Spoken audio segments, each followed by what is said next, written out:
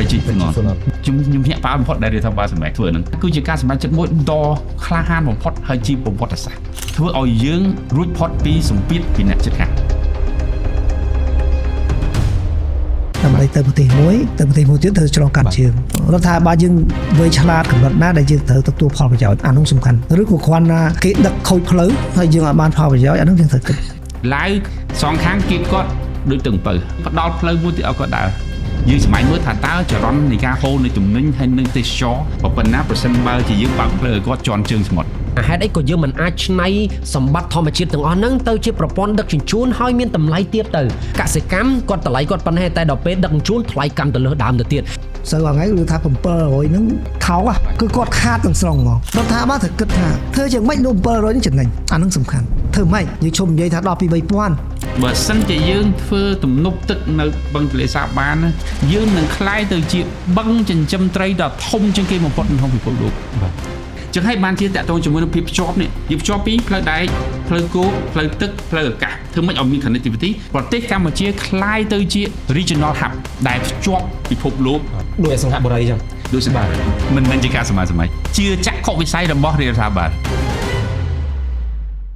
គ្រប់ជំរាបសួរប្រិយមិត្តចក្ខុ podcast ស្វាគមន៍មកកាន់វេទិកាចក្ខុ podcast ជាបន្តទៀតហើយថ្ងៃនេះគឺយើងនឹងមានប្រធានបទមួយដែលបងប្អូនតែងតែមើលរំលងហើយគិតថាវាគ្រាន់តែជាប្រធានបទដ៏ទូចមួយទេតែតាមរយៈការសិក្សាស្រាវជ្រាវរបស់ពួកខ្ញុំទើបដឹងថាវាជាចំណែកដ៏ធំមួយដែលជួយដល់សេដ្ឋកិច្ចកម្ពុជាខ្លាំងមែនទែនគឺប្រព័ន្ធដឹកជញ្ជូននៅកម្ពុជាហៅថាវិស័យដឹកជញ្ជូននៅកម្ពុជាយើងមានទន្លេជាច្រើនយើងមានសមុទ្រយើងមានទន្លេមេគង្គមានទន្លេសាបមានអាកាសមានផ្លូវថ្នល់ក៏ប៉ុន្តែ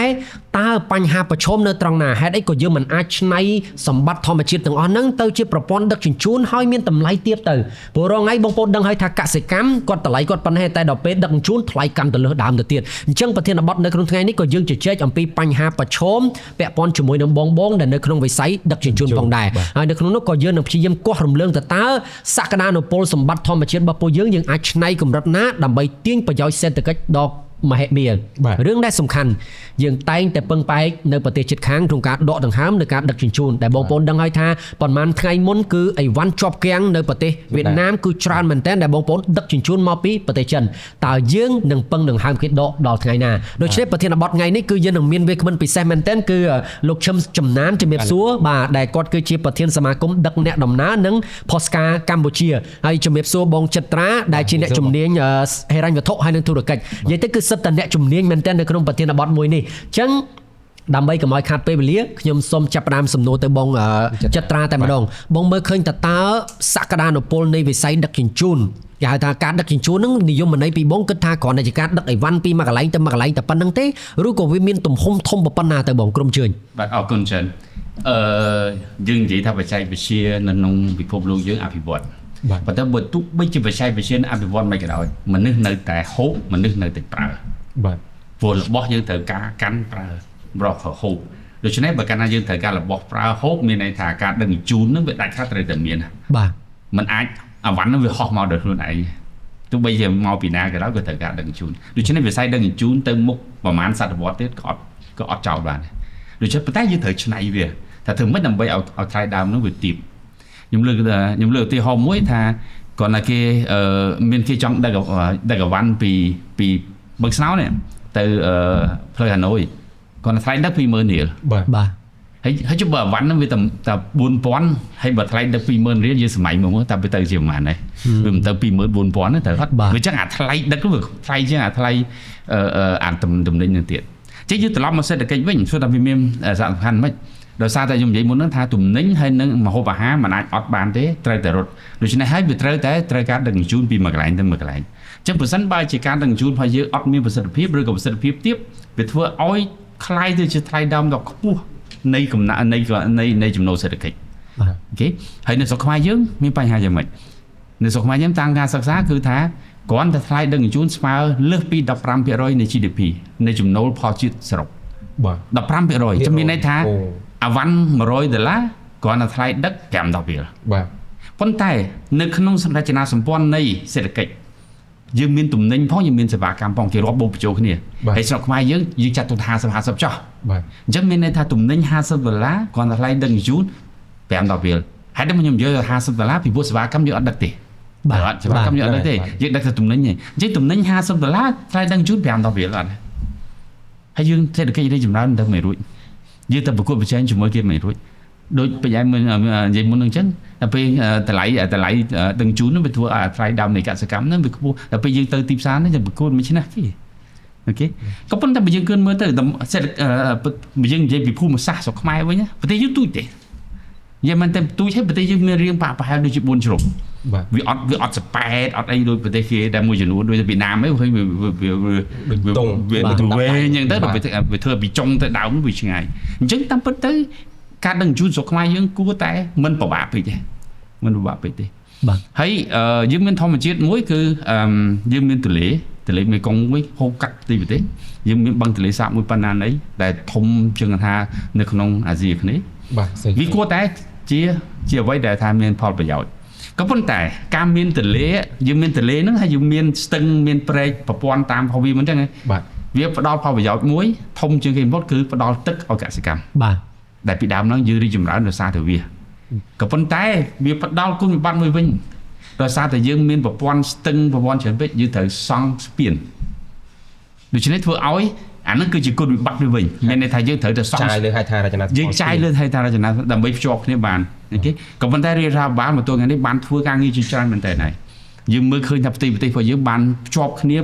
ជុំវិញ4ទិស8ទិសនឹងជាប់គ្នាអស់ហើយបាទវាគាត់ថានៅរបស់ទូរបស់របស់ទូដែលមិនតភ្ជាប់នេះអញ្ចឹងមានន័យថាយើងមានទន្លេវាមានគុណសម្បត្តិនាំទឹកក៏ប៉ុន្តែគុណវិបត្តិវាវិញធ្វើឲ្យយើងត្រូវចំណាយហេដ្ឋារចនាសម្ព័ន្ធក្នុងការសង់ស្ពានដើម្បីឆ្លងគាត់បាទអញ្ចឹងតែបងបើប្រៀបធៀបទៅនឹងការពីប្រហែលឆ្នាំមុនហើយនឹងពេលបច្ចុប្បន្នភាពតើវិស័យដឹកជញ្ជូននៅកម្ពុជាមានភាពប្រែប្រួលកម្រិតណាទៅហើយវាពិតជាជួយដល់សេដ្ឋកិច្ចយើងនៅក្នុងទំហំប៉ុណ្ណាទៅបង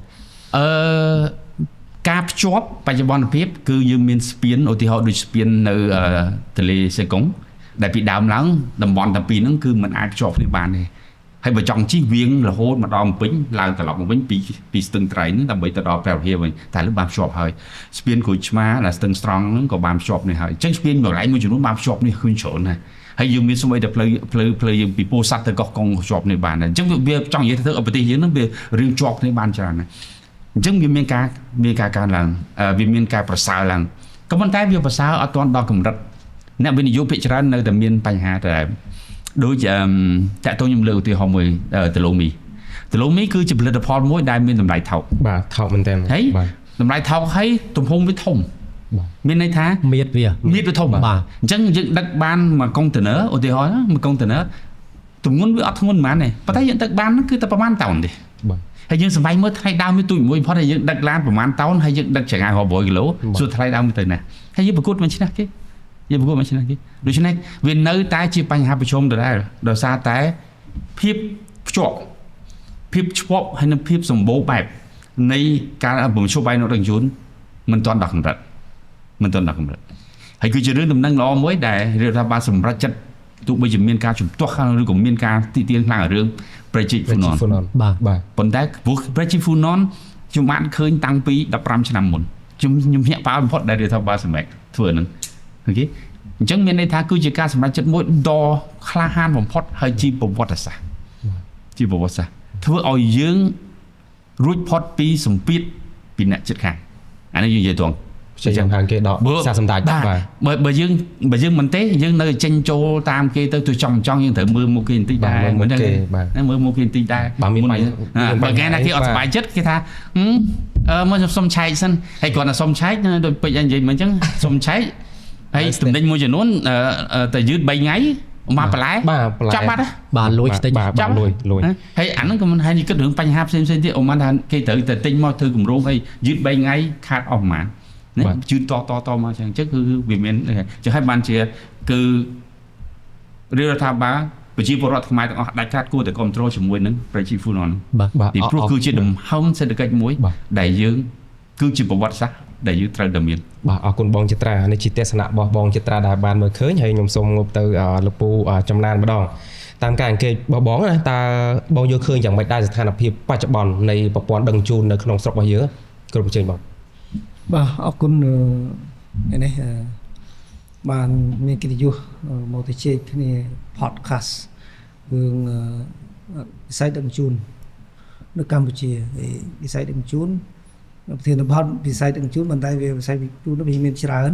អាចថាផ្លូវទឹកផ្លូវគោកផ្លូវអាកាសចឹងទៅផ្លូវដែកអីចឹងទៅប៉ុន្តែវាយើងទៅជែកពីផ្លូវគោកច្រើនជាងអាចនឹងផ្លូវទឹកខ្លះដែរជាកំណត់របស់ខ្ញុំទេបើសិនជាយើងនិយាយពីបញ្ហាដឹកជញ្ជូនយើងត្រូវដឹងថាសារបានវាយ៉ាងម៉េចខ្លះពីព្រោះក្រុមហ៊ុនមានរថយន្តមានអីតើតែមានច្បាប់ទម្លាប់សិនខ្ញុំនិយាយពីច្បាប់ទម្លាប់ខ្លះនៅស្រុកយើងខ្ញុំក៏ធ្លាប់លើកឡើងច្រើនដែរពីបញ្ហាហ្នឹងខ្ញុំក៏ចង់ញែកថាមានរូបវ័ន្តបុគ្គលនីតិបុគ្គលដែលហៅស៊ីយើងរាល់ថ្ងៃប៉ុន្តែវិស័យដឹកជញ្ជូនយើងទាំងដឹកអ្នកដំណើរដឹកទំនិញនោះវាមាននីតិបុគ្គលនោះវាតិចជាងរូបវ័ន្តបុគ្គលដែរមានន័យថាអ្នកដែលគេស្របច្បាប់អ្នកដែលគេបងពុនចុះបញ្ជីអីត្រឹមត្រូវហ្នឹងអាជ្ញាប័ណ្ណនៃត្រឹមត្រូវហ្នឹងវាមានតិចបែរជាអ្នកដែលមានរថយន្តមានយានយន្ត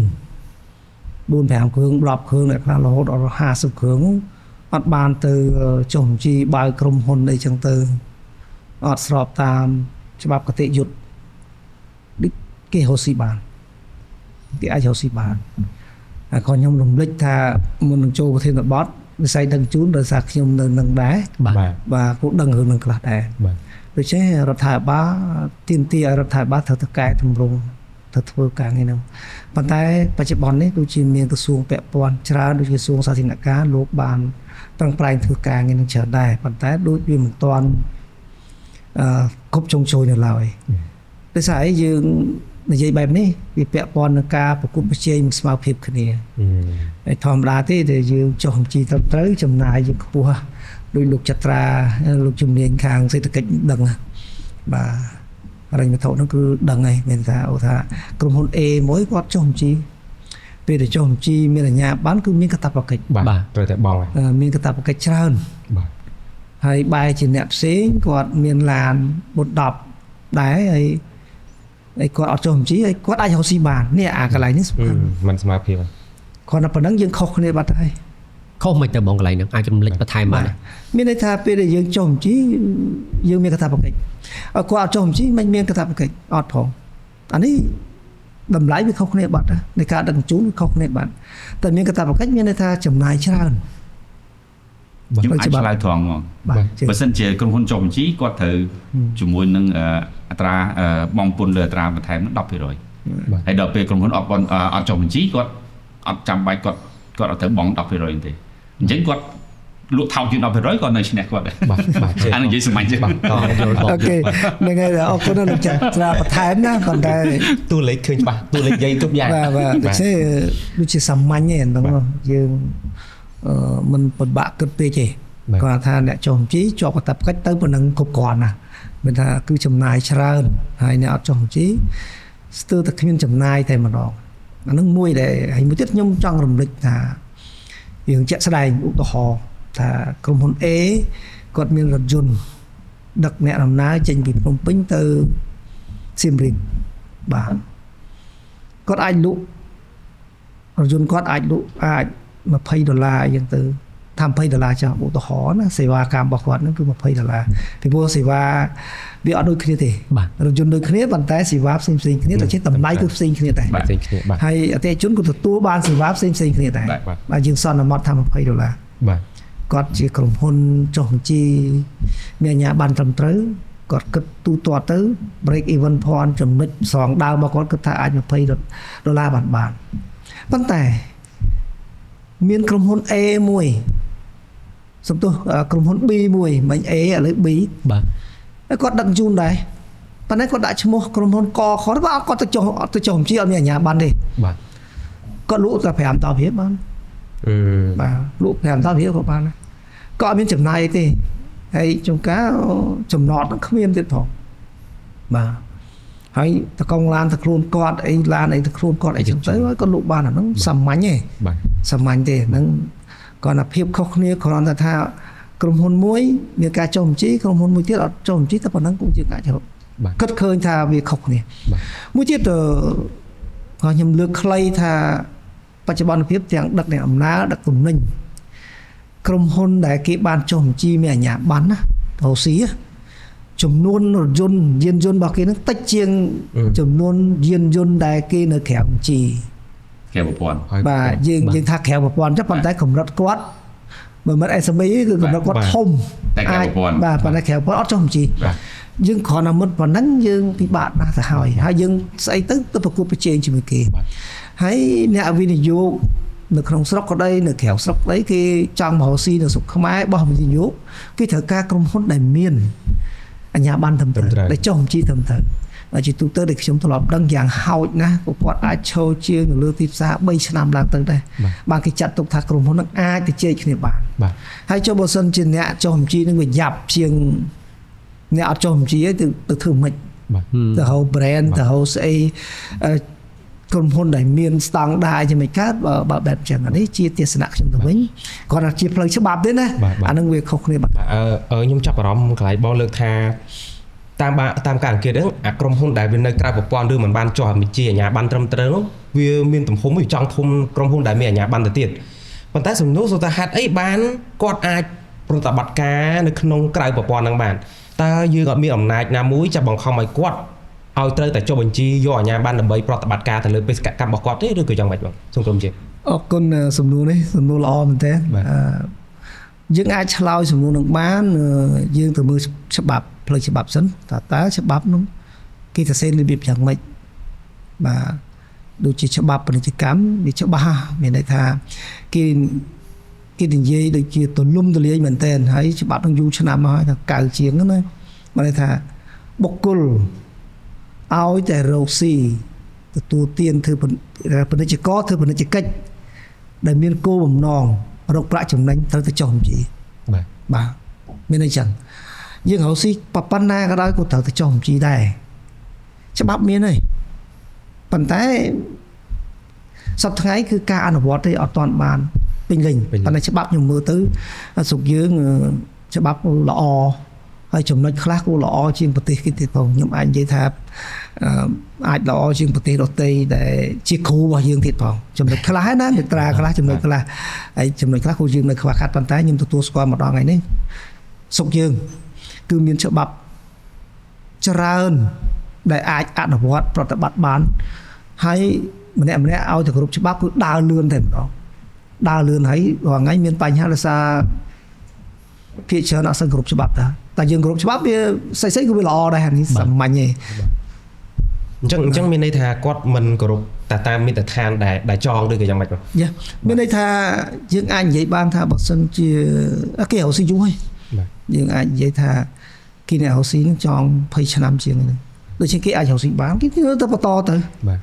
ប៉ុន្តែអ្វីដែលសំខាន់គឺអាជ្ញាធរពាក់ព័ន្ធត្រូវតែអនុវត្តច្បាប់មួយទៀតខ្ញុំចង់លើកដែរថាប្រកាសរបស់ក្រសួងសាធារណការមាន038សំទោស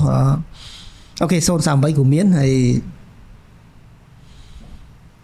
ប្រកាស188 189ក៏គេបានសរសេរច្បាស់ណាខ្ញុំឧទាហរណ៍មួយថាបុគ្គលម្នាក់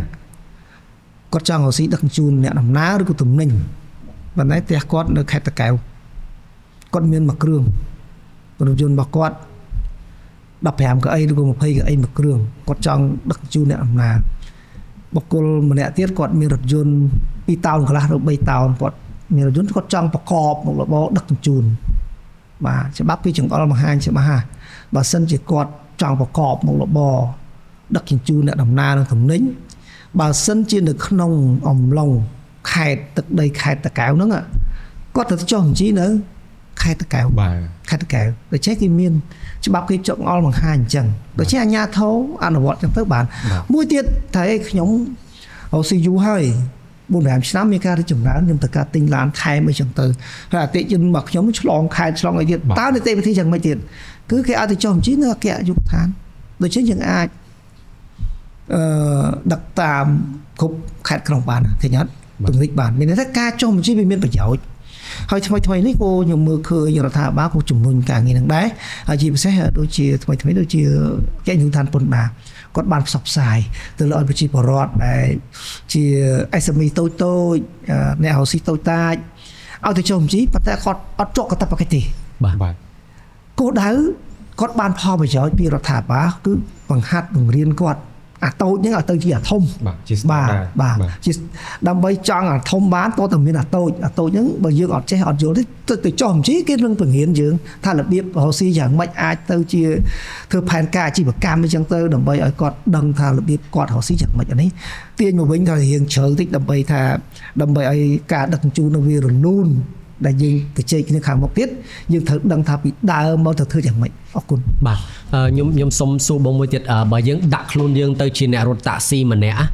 ប្រកាសណាទំនុកចិត្តគាត់ជាមួយនឹងការបង់ពន្ធហ្នឹងគឺប្រហែលជាអាចនឹងទៀបខ្លាំងមែនតើដែរទី1ទី2បញ្ហាសេដ្ឋកិច្ចគាត់គាត់ណាកាត់ថ្លៃសាំងថ្លៃអីគាត់ធ្លាប់រត់ពីដើមមកហ្នឹងគឺគាត់ធ្វើអញ្ចឹងទៅតាមដំណើរវាល្អបាត់ហើយនៅពេលដែលចាប់ផ្ដើមចូលទៅជប់បជីមាននីតិវិធីញ៉ៃញ៉ៃស្មុគស្មាញឲ្យច្រើនហើយអាទំនុកចិត្តនៃការបង់ពន្ធហ្នឹងមិនដឹងតែបង់ទៅវាទៅជាអាម៉េចអាម៉ាទេតើអាចឲ្យជំរុញគាត់ទៅបង់ពន្ធអត់ឬក៏ជំរុញអ្នកផ្សេងទៀតតើបង់ពន្ធទៅខ្លាចជាហេរ៉ូប្រចាំប្រទេសយើងអត់ហេរ៉ូមួយដែលជួយកាតព្វកិច្ចទៅលើប្រទេសអត់ទាំងដែលគាត់អត់មានទំនុកចិត្តសោះបងយល់ឃើញបែបម៉េចអរគុណច្រើនសំណួរនេះល្អប៉ុន្តែខ្ញុំគិតថាអត់ទេអត់មានទំនុកចិត្តមិនមានទំនុកចិត្តអីទេគឺខ្ញុំមើលឃើញរដ្ឋាភិបាលមានការកែតម្រង់ច្រើនហើយមានលំដាប់ភាពអត់ជាបញ្ហាទេប៉ុន្តែបើសិនជាយើងលើកពីអ្នករត់តាក់ស៊ីមួយបើសិនគាត់ចង់ទៅចុះបញ្ជីអត់មានជាប់ពន្ធទេអត់មានជាប់ពន្ធទេបាទអត់មានជាប់ពន្ធទេប៉ុន្តែគេអាចឲ្យគាត់ដឹងថាយើងរកស៊ីបែបហ្នឹងធ្វើបែបហ្នឹងត្រូវតែគោរពច្បាប់ចរាចរណ៍អូខយកប្រើច្បាប់ចរាចរណ៍មកនិយាយចោះដូច្នេះត្រូវតែគោរពច្បាប់ចរាចរណ៍ដូចជារត់តាក់ស៊ីហ្នឹងក៏ត្រូវតែចុះបញ្ជីដែរសូម្បីតែរត់លមាក់កង់3ហ្នឹងបើតាមច្បាប់ពាណិជ្ជកម្មក៏ត្រូវតែចុះបញ្ជីប៉ុន្តែគ្រាន់តែចុះបញ្ជីឲ្យដឹងថានៅស្រុកយើងគោលការណ៍ច្បាប់គឺទៅសេមកគឺល្អហើយល្អមែនទែនឲ្យដឹងថានៅស្រុកយើងប្រជាពលរដ្ឋ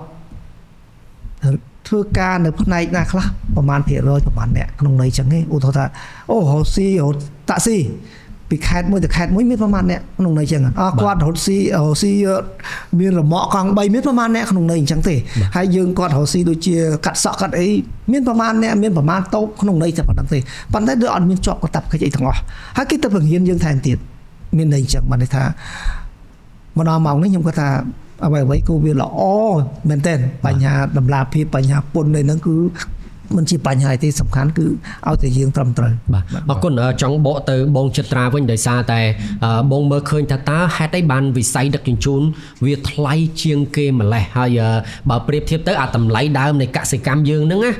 มันថ្លៃដល់ថ្នាក់ហ្នឹងទេតម្លៃដើមតែដល់ពេលដឹកជញ្ជូនពុកគឺថ្លៃមែនតើតើមូលហេតុអីបានវាតម្លៃហ្នឹងថ្លៃវាមានហេតុផល3សំខាន់ឥឡូវយើងនិយាយពីហេតុផលទី1ថាបើសិនជាយើងដឹកតាមផ្លូវគោកលើមួយកុងតឺន័រចុះជាងយើងត្រូវការស្វល់ឡានម្នាក់ត្រូវបាទព្រូទៀតអូខេថាព្រូម្នាក់ទេចុះតែ2នាក់ចុះបាទ2នាក់ឲ្យ2នាក់ចុះបាទឡានធំត្រូវមានព្រូបាទប៉ុន្តែប្រសិនបើយើងដឹកតាមផ្លូវអាទិត្យភ្លឺយើងដឹក100កុងតឺន័រយើងត្រូវការទៅ2នាក់ដដែលហ្នឹងហើយអញ្ចឹងយើងសម័យថាយើងត្រូវកាត់ចោលតកងមើល99ពីរដង180ជាងអ្នក190ជាងអ្នកហេមានន័យថាដើម្បីយើងដឹកបាន100កុងតឺន័រប្រើផ្លូវគោកត្រូវប្រើមនុស្សអស់200នាក់ប៉ុន្តែបើប្រើផ្លូវអាទិត្យភ្លើងដឹកអស់ប្រើមនុស្សតែ2នាក់ទេ operator មួយ conductor មួយនេះតែ2នាក់ទេចេះយើងឃើញមើលតើអានឹងវាថយប៉ុណ្ណាវ៉ាវចេះត្រឡប់មកវិញថាពីមធ្យោបាយអញ្ចឹងយើងកាត់មកកាត់200នាក់ជាងដឹកបាន100កុងតឺន័រសួរថាតម្លៃធ្លាក់ចុះប៉ុណ្ណាអូខេអានោះទី1អានេះតើតងជាមួយនឹងរឿងតម្លៃនៃ operator ហើយបើយើងទៅត្រឡប់មកវិញថាបើសិនជាយើងធ្វើតាមផ្លូវទឹកវិញម្ដងចឹងបើសិនបើយើងមានសាឡង់មួយកុងតឺន័រអាចនឹងថាដឹកបានត្រឹមតែ50កុងតឺន័របាទជាងសាឡង់មួយយ៉ាងច្រើនប៉ុន្តែយើងត្រូវការបុគ្គលិកប្រហែលជា5នាក់ចុះវាពលលឺតិចវានេះតិចក៏នៅតែកាត់បន្ថយកម្លាំងពលកម្មថ្លៃចំណាយកម្លាំងពលកម្មដូចគ្នាហេអញ្ចឹងមានន័យថាគាត់តែយើងដូរពីមធ្យោបាយធ្វើឲ្យថ្លៃថើមយើងនឹងវាធ្លាក់ចុះដល់ឯងតាមរយៈការកាត់បន្ថយថ្លៃដើមពលកម្មមនុស្សក៏ប៉ុន្តែវាមានគុណសម្បត្តិខ្លួនបានវិញអញ្ចឹងឧបមាថាផ្លូវទេភ្លើង ប៉ុន្មានតែដឹកចំណេញមែនក៏ប៉ុន្តែត្រូវតែសាងសង់ហេដ្ឋារចនាសម្ព័ន្ធ បាទ ត្រូវសង់ផ្លូវ តបភ្ជាប់ អូខេតផ្លូវហ្នឹងតភ្ជាប់ហ្នឹងវារំខានមួយទៀតអាទី1សង់នេះត្រូវសង់ស្ពានពីព្រោះផ្លូវយើងប្រទេសយើងដូចនិយាយមុនហ្នឹងថាវាសម្បូរព្រែកសម្បូរទន្លេសម្បូរអីហ្នឹងអាហ្នឹងត្រូវសង់ស្ពានព្រោះអាទេសភ្លើងមិនត្រូវរត់ទៅលឿនមួយកើតដល់សង់ស្ពានពិសេសសម្រាប់វា បាទ អូខេទី1ទី2ទៀតវាជិះកាត់ផ្លូវថ្នល់ជាតិកាត់ផ្លូវថ្នល់ជាតិធ្វើមិនដើម្បីមានសិទ្ធិភាពយើងដាក់បារះទៅប៉ុន្តែដាក់បារះហ្នឹងពេលខ្លះក៏វាពិបាកដែរបុកតែញយអញ្ចឹងដល់ស្រុកគេដើម្បីដើម្បីសុវត្ថិភាពគេសង់ផ្លូវពីលើ ឃើញចាំមានន័យថាយើងត្រូវសង់ហេដ្ឋាយើងចំណាយលើហេដ្ឋារចនាសម្ព័ន្ធក្នុងការសង់ផ្លូវដែកហើយត្រូវសង់អាផ្លូវជាតិយើងនេះត្រូវសង់គោមពីលើមួយទៀតអញ្ចឹងថែមលុយមួយទៀតមិនពិតមែនថាយើងដឹកម្ដងយើងចំណេញយើងកាត់100ជាងអ្នក200អ្នកជាងអ្នកប៉ុន្តែវាត្រូវតែខ្សែចាយលើចំណាយមួយទៀតតែពេលផ្លូវទឹកវិញផ្លូវទឹកជាទូទៅធម្មតាគឺគេអាស្រ័យទៅលើស្នាមធម្មជាតិមានន័យថាបើដូចស្រុកយើងហ្នឹងវាភ្ជាប់គ្នាអញ្ចឹងតែមានស្រាប់មកតាមស្នាមគេកំត់ធ្វើដែរដោយមនុស្សធ្វើនៅលើលែងតែប្រជីស៊ុយអែតប្រជីប៉ាណាម៉ាដែរតែវាគិតថាវាសំខាន់ខ្លាំងពេកមកគេធ្វើតែគ្រាន់ថាធម្មតាគេមិនធ្វើគេយកគេធ្វើទៅតាមស្នាមដែលមានស្រាប់នៅក្នុងនេះអញ្ចឹងវាធ្វើឲ្យការដឹកជញ្ជូនតាមផ្លូវទឹកយើងអាចនឹងមិនវិនិយោគទៅលើហេដ្ឋារចនាសម្ព័ន្ធហេដ្ឋារចនាសម្ព័ន្ធច្រើនទេក៏ប៉ុន្តែយើងត្រូវសង់ port ត្រូវសង់កំពង់ផែពីព្រោះទំនិញវាត្រូវចេញពីគោកឡើងទឹកឡើងទៅគោកវិញអាហ្នឹងប៉ុន្តែទោះបីមិនក៏ដោយបើផ្ទៃក៏ដោយបើសិនជាយើងប្រើប្រព័ន្ធទឹកយើងនេះយើងសង់ប្រហែលជាខ្ទង់ 5-6 កំពង់ផែទេវាមិនដល់ណាក់ច្រើនដូចចំណាយទៅលើផ្លូវភ្លើងទេអញ្ចឹងត្រឡប់មកវិញគាត់តែឃើញប៉ុណ្ណឹងគឺទី1កម្លាំងពលកម្មគឺថយប្រសិនបើយើងប្រើមធ្យោបាយដែលមានប្រសិទ្ធភាពទី2បញ្ហានៅស្រុកខ្មែរយើងចំពោះការដឹកជញ្ជូនគឺបញ្ហាគេហៅ low អូខេ live on live off មានន័យថាលើកដាក់លើកចុះឡើងបាទនិយាយអញ្ចឹងឧទាហរណ៍ថាឥឡូវបើសិនជាខ្ញុំលក់ភេសជ្ជៈដឹកមកពីប្រទេសទី2ក៏ដោយប្រទេសលេខ3ក៏ដោយដឹកមកដឹកមកកុងតឺន័រមកដល់មកគាត់ទៅលើកដាក់មនុស្សលើកបាទមនុស្សលើកណាចូលកុងតឺន័រអាលើកចូលកុងតឺន័រហ្នឹងក៏អស់ពេលអស់មួយព្រឹកអស់លុយទៀតអស់លុយនោះវាអស់ហើយធ្វើស្អីក៏អស់លុយដែរតែគាត់ថាវាចំណាយពីអស់មួយព្រឹកហើយដល់ទៅពេលដឹកយកមកដល់កន្លែងហើយធ្លាក់អាលាក់ចុះនោះអស់មួយព្រឹកទៀតចឹងមួយថ្ងៃដឹកបានមួយជើងប៉ុន្តែបើសិនជាយើងអត់មានបច្ចេកវិទ្យាក្នុងការធ្វើម៉េចការលើកដាក់ហើយនៅលើកចុះឲ្យថយបើសិនឧបមាថាយើងមានមធ្យោបាយឧទាហរណ៍យើងប្រើ forklift ជាដែលគេហៅ forklift ហ្នឹងគឺអាឡានមួយលើកបាទឡានសូហ្នឹងបើយើងរៀបចំឲ្យស្រួលមានន័យថាឡានទៅដល់ដាក់ពុប5-10នាទីពេញលើកចេញហើយទៅដល់កន្លែងដាក់ពុប5-10នាទីចេញអញ្ចឹងបានន័យថាអស់រយៈពេលតែ1ម៉ោងអូខេចឹងមានន័យថាបើសិនជា1ម៉ោងមានន័យថាមួយថ្ងៃគាត់ដឹកបានប៉ុន្មានអញ្ចឹងបើយើងធ្វើធម្មតាមួយថ្ងៃយើងដឹកបានមួយជើងតែបើសិនជាយើងមានបច្ចេកវិទ្យាមួយថ្ងៃយើងអាចដឹករហូតដល់5ជើងមនុស្សយើងចាយកម្លាំងពលកម្មតែ1នាក់ទេប៉ុន្តែយើងដឹកបាន5ដងអញ្ចឹងយើងគិតមើលថាថ្លៃដើមវាអាចថយប៉ុណ្ណាអញ្ចឹងប្រជាពលរដ្ឋគួរតែយល់ថាហេតុអីបានជាថ្លៃដើមការដឹកជញ្ជូនរបស់យើងខ្ពស់ដោយសារតែជាការពេលខ្លះគ្រាន់តែរឿងខុសគ្នាតិចអញ្ចឹងខុសគ្នាតិចអញ្ចឹងវាធ្វើឲ្យថ្លៃដើមអាចធ្លាក់ចុះតមកទៀតតកតងជាមួយនឹងរឿងកាប់ភ្ជាប់ពីព្រោះធម្មតាដូចខ្ញុំនិយាយមកអញ្ចឹងវាចេញពីដីគោកវាផ្លូវគោកវាអាចភ្ជាប់ទៅផ្លូវអតិភ្លើងវាអាចភ្ជាប់ទៅចូលទៅទឹកហើយវាអាចឡើងទៅយន្តហោះបើសិនបើជាយើងពុំមានកន្លែងភ្ជាប់ហើយផ្ទេទេអាហ្នឹងគឺក៏មិនអាចទៅបានដែរវានៅរីអូខេចឹងឧបមាថាវ៉ាន់ខ្លះវាត្រូវដឹកចេញពីបាត់ដំបងណាអញ្ចឹងវាត្រូវដឹកចេញពីចកាមកតាមគោកអញ្ចឹងគោកនោះវាភ្ជាប់ជាមួយទឹកណាកន្លែងណាបានអត់ហើយចេញពីទឹកមកទៀតតើវាភ្ជាប់ទៅដល់ជាមួយនឹងសមុទ្របានឬក៏ភ្ជាប់ជាមួយនឹងអតិភ្លើងអីបានបើយើងពុំមានភាពភ្ជាប់នឹងទៀតទេហើយភ្ជាប់នឹងវាអត់ស៊ីជីវ៉ាន់ទេក៏ធ្វើឲ្យអាថ្លៃដើមនឹងត្រាំនោះវាថ្លៃដើមមិនស្អីយឺតពេលមានន័យថាប្រសិនបើយើងពុំមានការភ្ជាប់ល្អវាធ្វើឲ្យចំណាយពេលរងចាំនឹងវាថយហើយកាលណារងចាំថយអានឹងគឺជាថ្លៃដើមអត់មានធ្វើអីប៉ុន្តែអារងចាំពេលវេលាខុសគ្នានោះគឺថ្លៃដើមមានន័យថាយើងខកខានយើងយឺតរកស៊ីយឺតជាងគេអានឹងគឺជាថ្លៃដើមអញ្ចឹងស្រុកទាំងអស់ហ្នឹងទៅមានតែកត្តា3ធំហ្នឹងដែលវាធ្វើឲ្យការថ្លៃដឹកជញ្ជូនរបស់យើងនៅស្រុកខ្មែរយើងហ្នឹងគឺវាថ្លៃបាទបងខ្ញុំគិតថាបញ្ហានេះមិនមែនមនុស្សទូទៅមិនដឹងទេហើយខ្ញុំជឿតែថ្នាក់ដឹងក៏គាត់ជ្រាបបញ្ហាហ្នឹងដែរប៉ុន្តែបងយល់ឃើញយ៉ាងណាដែរនៅពេលដែល យើងនៅតែពឹងផ្អែកលើការដឹកជញ្ជូនតាមផ្លូវគោកដដែលជាដដែលហើយបើតាមយើងឃើញប្រជាជនយើងកម្រងយើងមិនទាន់ឃើញការសង់ជាផ្លូវការណាមួយទេប៉ុន្តែសំណួរសួរថាហេតុអីបានរាជរដ្ឋាភិបាលយើងមិនព្យាយាមការដឹកជញ្ជូនក្នុងស្រុកតាមទន្លេតាមអីយើងមិនអភិវឌ្ឍមិនឆ្នៃឲ្យវាកើតផលចំណេញពីវាតាមតែអាចធ្វើទៅបានទេបងវាមានគុណសម្បត្តិមួយសំដៅវាមានគុណវិបត្តិមួយធំដែរតើតើមួយផលិតទឹកដោយសារស្ថានភាពធម្មជាតិនៅស្រុកយើងទឹកទន្លេឡើងចុះខ្លាំងក្នុងរយៈពេល1ឆ្នាំគឺឡើងចុះឡើងរហូតដល់ចង់ជាង10ម៉ែត្រទៅ20ម៉ែត្រក៏មានតំបន់ខ្លះដូច្នេះយើងសង់កំពង់ផែមានលក្ខណៈលំបាកពីព្រោះធម្មតាកំពង់ផែវាទេប៉ុន្តែដល់ពេលទឹកស្រកធ្វើម៉េចបើយើងសង់ទៀបពេកអាពេលទឹកឡើងវាមិនលេចបាត់ហ្នឹងហើយអញ្ចឹងវាមានបញ្ហាឡើងហ្នឹងបញ្ហាបច្ចេកទេសដែលប្រទេសមួយចំនួនគេអត់ប្រឈមមុខទេតែយើងប្រឈមមុខហ្នឹងដោយសារតែនីវ៉ូទឹកកម្រិតទឹកទន្លេរបស់យើងខុសពីឆ្ងាយពេកដូច្នេះបើយើងចង់ឲ្យសង់កំពង់ផែដែលមានផលបត់បែនវាត្រូវចំណាយបច្ចេកវិទ្យាហើយនឹងចំណាយច្រើននេះគេហើយសូម្បីតែការទៅទាញយកទំនិញឡើងចុះឡើងនឹងក៏អាចមានបញ្ហាដែរដូច្នេះហើយកំពង់ផែទឹកសាបរបស់យើងវាប្រឈមមុខកន្លែងហ្នឹងកំពង់ផែពេញបានដោយសារប៉ុន្តែគឺកំពង់ផែពេញខ្ពស់ហ៎ខ្ពស់អញ្ចឹងវានៅរៀងពិបាកមិនស្រួលពេកទេប៉ុន្តែដោយសារតែទឹកនៅពេញកម្រិតវានៅមិនឡើងខ្ពស់ឆ្ងាយពេកប៉ុន្តែបើសិនជាយើងមើលខាងជើងខាងលើគឺកម្រិតពីខេត្តភាសានិងខេត្តប្រាំងគឺខុសគ្នាឆ្ងាយបឹងទន្លេសាបក៏ខុសគ្នាឆ្ងាយដែរបឹងទន្លេសាប5-10ម៉ែត្រខុសគ្នាដូច្នេះអានោះវាជាគុណវិបត្តិធម្មជាតិមានន័យថាធម្មជាតិវាបង្កើតមកឲ្យយើងមានទឹកទន្លេមានបឹងស្ទឹងបួអីចឹងប៉ុន្តែវាក៏ផ្ដល់នូវគុណវិបត្តិឲ្យយើងវិញដែរដូច្នេះវាទាមទារជាមួយនឹងការវិនិយោគទៅលើហេដ្ឋារចនាសម្ព័ន្ធមួយដែលអាចមានភាពបត់បែនដើម្បីធ្វើឲ្យកំពង់ផែយើងដើរធ្វើយ៉ាងម៉េចបងតាមពិតទៅវាមានចិនបកកែធ្វើអានេះនិយាយស្មោះត្រង់ចិនបកកែធ្វើចិនបើឲ្យធ្វើគឺគាត់អាចធ្វើបានដូច្នេះបើសិនបើជាយើងចំណាយក្នុងការវិនិយោគមកយើងធ្វើកំពង់ផែនៅកញ្ចែឬក៏នៅកំពង់ចាមយើងអាចធ្វើកំពង់ផែដែលអង្កលបានបាទអាចមានន័យថាបើសិនបើទឹកស្រកវាអាចស្រកតាមទឹកវាស្រកតាមទឹកបាទបើទឹកឡើងវាឡើងតាមទឹកដូច្នេះវាអត់ខ្វល់ទេទី1ប៉ុន្តែវាតកតងជាមួយនឹងបច្ចេកវិទ្យាដែលខ្ញុំនិយាយរឿងលោមុននឹងតិចដែរប៉ុន្តែខ្ញុំអត់ទាន់និយាយពីវិស័យឧស្សាហកម្មទំនិញកសិផលមួយចំនួនយើងអត់អាចជីពេលទៅកប៉ាល់មកដល់យើងចោកឡើងទេបាទវាត្រូវមានបច្ចេកវិទ្យាមួយគឺសម្រាប់បូមគឺគេប្រើកម្លាំងបូមខ្លាំងដែលអាចបូមឧទាហរណ៍តែយើងដឹកស្រូវក៏បានឬក៏ដំឡូងមីក៏បានបាទអញ្ចឹងយើងដាក់ទៅមានន័យថាកប៉ាល់មកដល់គាត់បូមឡើងទៅបូមឡើងដល់លើឡានដូច្នេះអត់ត្រូវការមនុស្សប្រើទេគេអញ្ចឹងមានន័យថាដឹកមកសឡង់មកគាត់បូទៅតែមកផ្លែតឡើងទៅបានអញ្ចឹងទឹកកម្ពស់ណាឡើងថុកមកអត់សំខាន់ទេគឺឲ្យតែម៉ាស៊ីនយើងបូមទៅវាធ្វើអញ្ចឹងយើងអត់ត្រូវចំណាយកម្លាំងពលកម្មក្នុងការដែលទៅជីកោះទៅជីកទៅលើកយកមកឬក៏លីមកអត់ទេដាក់តែម៉ាស៊ីនបូមខ្វោកឡើងទៅដល់លើ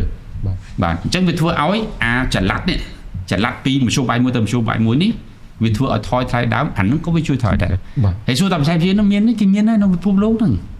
គេធ្វើបានហើយក្នុងការដែលទៅប្រើម៉ាស៊ីនបូមចេញពីសឡង់មកហ្មងឲ្យមិនបាច់លើកដាក់ដល់ប្រើមនុស្សឃើញទេអានោះក៏វាជាការកាត់បន្ថយមួយថ្លៃតាមដែរបាទតែពិតបងបញ្ហាកើតមកសម្រាប់ឲ្យយើងដោះស្រាយបានទៅហើយសំខាន់បំផុតប្រទេសគេផ្សេងបងបើយើងនិយាយអំពីភូមិសាស្ត្រប្រទេសគេអ្នកខ្លះគឺបបាជាងយើងទៅទៀតវាមានឡើងចុះអីផ្លូវភ្នំផ្លូវអីតែចុងក្រោយគេនៅតែឆ្នៃនៅតែទម្លុះបានហើយមិនបានយើងអាចធ្វើទាំងអស់នឹងឲ្យចេញជាលទ្ធផលបានទាំងដែលយើងមានអំណោយផលពីធម្មជាតិហើយតែយើងអត់ចេះប្រើទាំងអស់ហ្នឹងហេតុអីបងមានវាត្រូវទាមទារការវិនិយោគហើយនឹងសុឆន្ទៈនយោបាយក្នុងការធ្វើឥឡូវយើងមើលទន្លេសាបយើងនៅពេលខែប្រាំងផ្ទៃទូចទេបាទនៅពេលដែលខែវស្សាផ្ទៃគុណនឹង10បាទនេះគេកម្ពស់ទឹកខុសគ្នា5ទៅ10ម៉ែត្ររវាងរដូវប្រាំងនិងរដូវវស្សាអូខេប្រសិនបើប៉ុន្តែមានគុណសម្បត្តិមួយល្អដោយសារតែទន្លេសាបមានឆ្នុកទ្រូទូចបាទនៅពេលដែលទឹកចូលនោះវាទូចទេបាទប្រសិនបើជាយើងចេះខ្ទប់វាធ្វើទំនប់ទប់តែ10ម៉ែត្រទេធ្វើឲ្យផ្ទៃទឹកនឹងនៅតែរក្សាធំទប់បីក្នុងខែប្រាំងក៏ដោយបាទនៅតំបន់ឆ្នុកទ្រូបាទបើយើងធ្វើទំនប់ទប់នេះចាំមានន័យថាខែវស្សាហូរចូលហ่ะប៉ុន្តែពេលខែប្រាំងវិញទប់ប៉ុន្តែសួរថានីវ៉ូថុសគ្នានឹងធ្វើម៉េចគេហៅប្រព័ន្ធមួយគេហៅ lock ភាសាអង់គ្លេសមានន័យថាគេអាចផ្ទេរកប៉ាល់ពីទឹកខ្ពស់និងទឹកទាបបានអាហ្នឹងនៅបច្ចេកវិទ្យានៅបរិមាណបច្ចេកវិទ្យាគេមានហើយគេមានហើយវាអត់មានអីថ្មីទេបាទអូខេអញ្ចឹងយើងអាចធ្វើមិនពេលទឹកខុសគ្នាគាត់អាចដូរនឹងតាមមកបាទ complete ថានៅ មានស្ទឹងចំនួន11ធំហូរចូលទៅក្នុងទន្លេសាប បាទ មកជុំវិញខេត្តទាំង6ដូច្នេះបើគេយើងនិយាយថាមានស្ទឹងហូរចូលមានន័យថាមានស្នាមទឹករួចទៅហើយមានន័យថាវាមានស្នាមទឹកអញ្ចឹងនៅពេលដែល niveau ទឹកយើងឡើងខ្ពស់យើងអាចនឹងប្រើប្រេក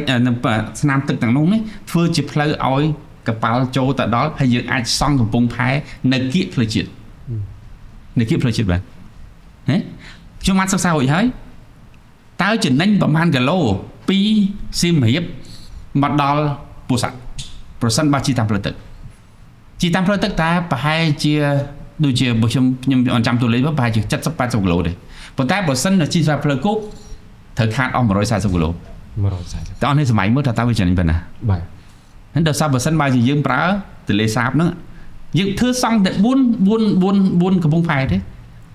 វាធ្វើឲ្យចំណេញក្នុងការកាត់បន្ថយនៅផ្លូវដែលដើរហ្នឹងមកកណោ បាទ ហើយយើងដោះដូរទៅណាអូមកចេញដលមីចេញពីបាត់ដំបងណាយើងមកដល់ណាមកដល់កំពង់ឆ្នាំងឬមកដល់ចូលស្រុកជ្រូចេញពីស្រុកជ្រូមកឆ្លងកាត់ lock system ហ្នឹងមកឡើងមកកំពង់ផែភ្នំពេញពេលប្រេជីហ្វូណនធ្វើហើយទៀតឡើងទៅដល់កំពង់សែកំពង់សោមដោយតាមផ្លូវទឹកទាំងសុទ្ធ បាទតែស្រុងតែម្ដង ការដឹកជញ្ជូនតាមផ្លូវទឹកមានប្រយោជន៍មួយសំខាន់សម្រាប់ទំនិញណាដែលមិនប្រញាប់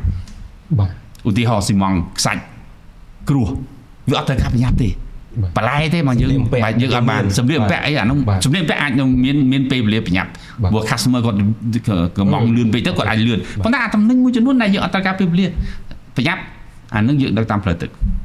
ហើយយើងដឹកតាមផ្លូវទឹកបើសិនជាយើងដឹកដលមីចេញពីបាត់ដំបងតាមផ្លូវទឹករហូតទៅដល់កំពង់សោមថៃដើមនឹងទៀតពេលនេះយើងទៅប្រកួតប្រជែងជាមួយគេបាទ បាទ ណាចឹងវាទាមទារជាមួយនឹងការគិតហើយការវិនិយោគប៉ុន្តែសួរថារដ្ឋាភិបាលយកអត្ថប្រយោជន៍មួយណាអានឹងជារឿងមួយពីព្រោះហេតុអីក្រសួងសាធារណការបានតាមរយៈអាយដាមស៊ុនថុលបានសិក្សាហើយគាត់មានផែនការមេសម្រាប់ប្រព័ន្ធដឹកជញ្ជូននៅស្រុកបានហ្នឹងត្រូវការលុយ$50,000 លានដើម្បីធ្វើគ្រប់ដូច្នេះអញ្ចឹងរដ្ឋាភិបាលតើត្រូវគិតមើលថាមួយណាដែលវាអត្ថប្រយោជន៍ចា៎ហើយលោកយកប្រេជីហ្វូណនមកមុនសិនទៅហើយលោកប្រហែលជានឹងធ្វើនៅកំពង់ផែទឹកសាបយើងមួយចំនួន1-2ហ្នឹងទៅព្រោះវាសិនលុយទាំងអស់វាលុយទាំងអស់យើងបានលុយមកពីណាធ្វើលុយច្រើនពេកក៏ប៉ុន្តែអាហ្នឹងគឺខ្ញុំជឿថាលោកបានគិតគូរថាតាមមួយណាចំណេញណាប៉ុន្តែបើសិនជាយើងមានលទ្ធភាពយើងអាចធ្វើបានលឿនធ្វើឲ្យអាភាពប្រកួតប្រជែងរបស់យើងហ្នឹងក៏បានកាន់តែឆាប់អាសេដ្ឋកិច្ចក៏អាចច្បាស់បានលឿនដែរ បាទអរគុណបងខ្ញុំសូមបកទៅបងច័ន្ទណានម្ដងប៉ុន្តែខ្ញុំនៅមានសំណួរមួយដែលចង់សួរបងដែរតែសូមបកទៅលោកគ្រូសិនបងដោយសារតែតាមទស្សនៈដែលបងលើកមកបងចត្រាគាត់លើកមកហ្នឹងមានន័យថាតាមពិតទៅវាអំណោយផលច្រើននៅលើការដឹកជញ្ជូនតាមផ្លូវទឹកបើយើងអភិវឌ្ឍទៅតាមអ្វីដែលយើងបានលើកឡើងប៉ុន្តែបងយល់ឃើញបែបហ្នឹងទេបងតាមទស្សនៈរបស់បងតើការដឹកជញ្ជូនផ្លូវទឹកវាពិតជាមានគុណសម្បត្តិដ៏មហិមាដូចអ្វីដែលយើងកំពុងតែជជែកគ្នាហ្នឹងទេឬក៏យ៉ាងម៉េច បាទអរគុណច្រើនវាជារឿងពិតដែរការដឹកជញ្ជូនផ្លូវទឹកគឺថ្លៃដើមទាបបាទថ្លៃដើមទាបណាតែស្អីដឹកបានច្រើនហើយការគ្រោះថ្នាក់ហ្នឹងវាបើសិនតែយើងវិញវាអត់មានហ្មងបាទអត់មានហ្មងតែគ្មានបាទបងដែរបាទព្រោះអត់បាក់ស្ទះចរាចរណ៍ទៀតបាទស្ទះហ្នឹងវាស្រួលបានន័យថានឹងឲ្យបានរដ្ឋាភិបាលមានគោលនយោបាយមានប្រជិកពូនដល់ចូលណាហើយយើងសង្ឃឹមថានៅពេលដែលប្រជិកនឹងឡើងអាកើតឡើងជារូបរាងទៅមុខទៀតថ្លៃដើមរបស់យើងនឹងទាបហើយយើងមិនអាចឈប់ពងគេយើងឈប់ពងគេដូច្នេះសរុបមកវិញប្រទេសយើងមានអំណោយផលច្រើនដោយលោកយត្រាបានលើកឡើងមានថាយើងមានទន្លេមានបឹងមានអីច្រើនហើយបើតាមខ្ញុំដឹងខ្លះទេរដ្ឋាភិបាលយើងគួរអាណត្តិថ្មីនេះគួរលោកបានយកចិត្តទុកដាក់ពីបញ្ហាផ្លូវទឹកតាមទន្លេថ្លាមសមុទ្រតាមច្រករហូតទាំងអស់អានឹងធ្វើម៉េចដើម្បីដឹកកសិផលជីវរដ្ឋពីតំបន់មួយទៅតំបន់មួយក៏ដូចជាយើងយកទៅក្រៅប្រទេសឲ្យមានតម្លៃដើមនឹងទាបថ្លៃដឹកជញ្ជូននឹងទាបខ្ញុំគ្រាន់តែចូលបន្តិចថាបើតាមការសិក្សាផ្នែកខាង logistics ណាបាទដឹកទំនិញហ្នឹងគឺ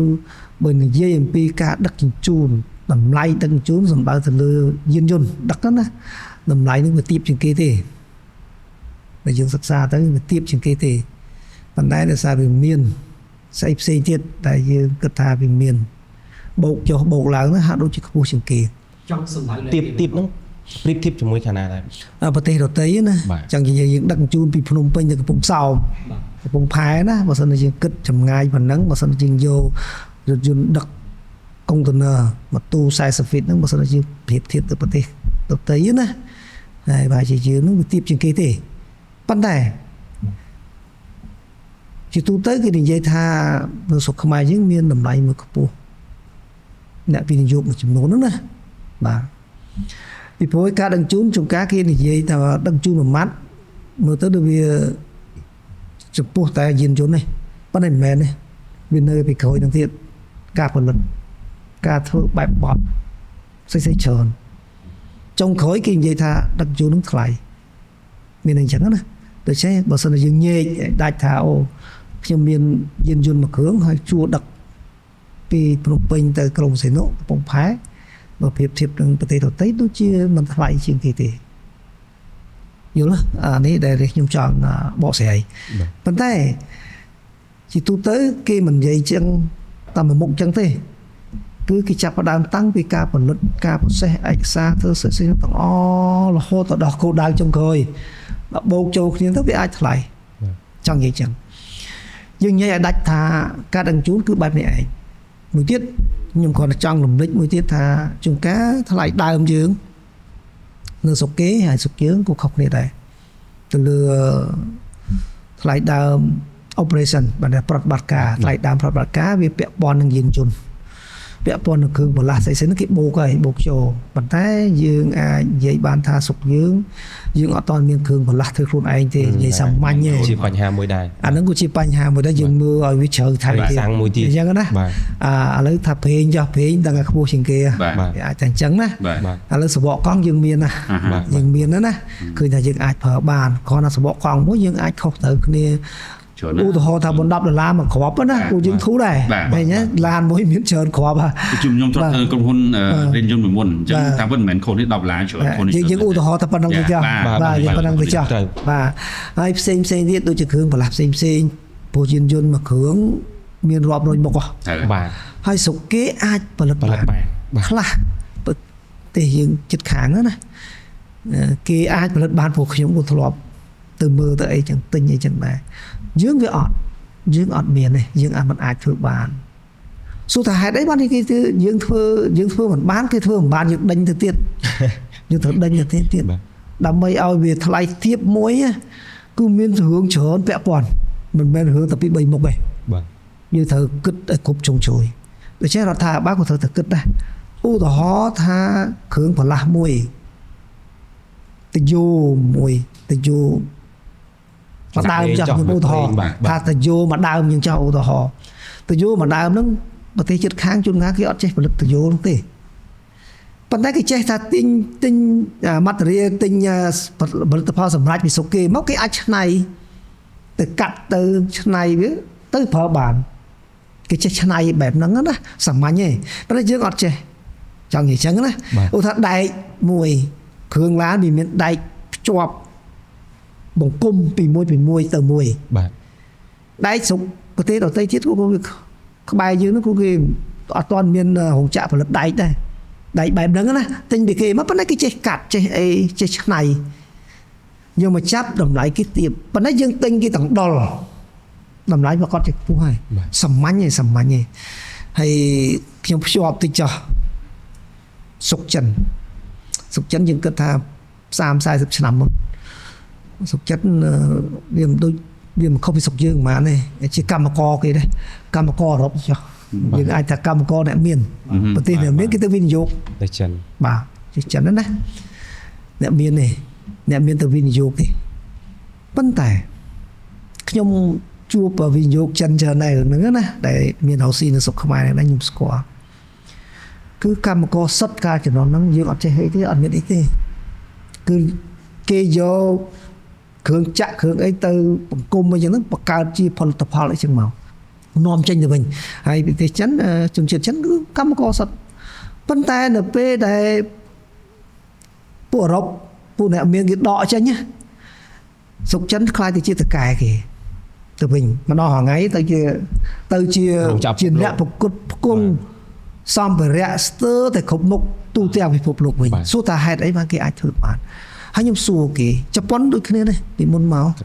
គូនចឹងដូចគ្នាកូរ៉េអីប៉ុន្តែស្រាប់តែគេដកចេញបែរជាខ្លួនឯងអាចផលិតបានហើយនាំចេញទៅប្រទេសដទៃទៀតសំបីតែប្រទេសដែលគ្រូគាត់មកបង្រៀនគាត់មកដាក់វិទ្យានោះក៏ទិញពីគាត់ដែរហ្នឹងបច្ចេកវិទ្យាវាទំនើបពេកប៉ុន្តែសាមញ្ញឯគេនិយាយសាមញ្ញឯប្រទេសចិនប្រទេសកូរ៉េជប៉ុននេះគេនិយាយសាមញ្ញឯទី1ទឹកភ្លើងរដ្ឋាភិបាលត្រូវតែថោកបងតម្លៃទាបបងអានឹងសំខាន់ណាស់ទឹកភ្លើងបាទទី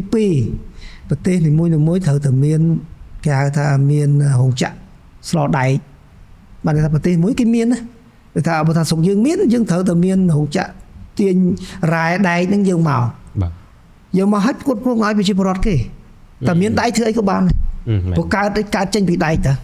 ភាគច្រើនមែនអត់បាទឡានដែកឲ្យជ័របាទហេអត់ដែកហ្នឹងវាមិនថោកផលិតនៅស្រុកគេទាញពីក្នុងដីមកហើយចេញជាដែកមកប្រជាពលរដ្ឋហ្នឹងយកដែកហ្នឹងទៅធ្វើទៅច្នៃទៅកែច្នៃយើងអាចគិតថា20 30ឆ្នាំនោះឲ្យទៅបោះចិនគ្មានអ្នកណាគេចង់ប្រើបានន័យថាជាការកែច្នៃលើកទី1បទពិសោធន៍នឹកខ្ចីជាបទពិសោធន៍នឹកខ្ចីល្អមិនល្អទៅសិនណាបាទទៅសិនពេលហ្នឹងគេបំលែងពីមិនល្អមកល្អទៅល្អទៅល្អដល់ថ្ងៃនេះ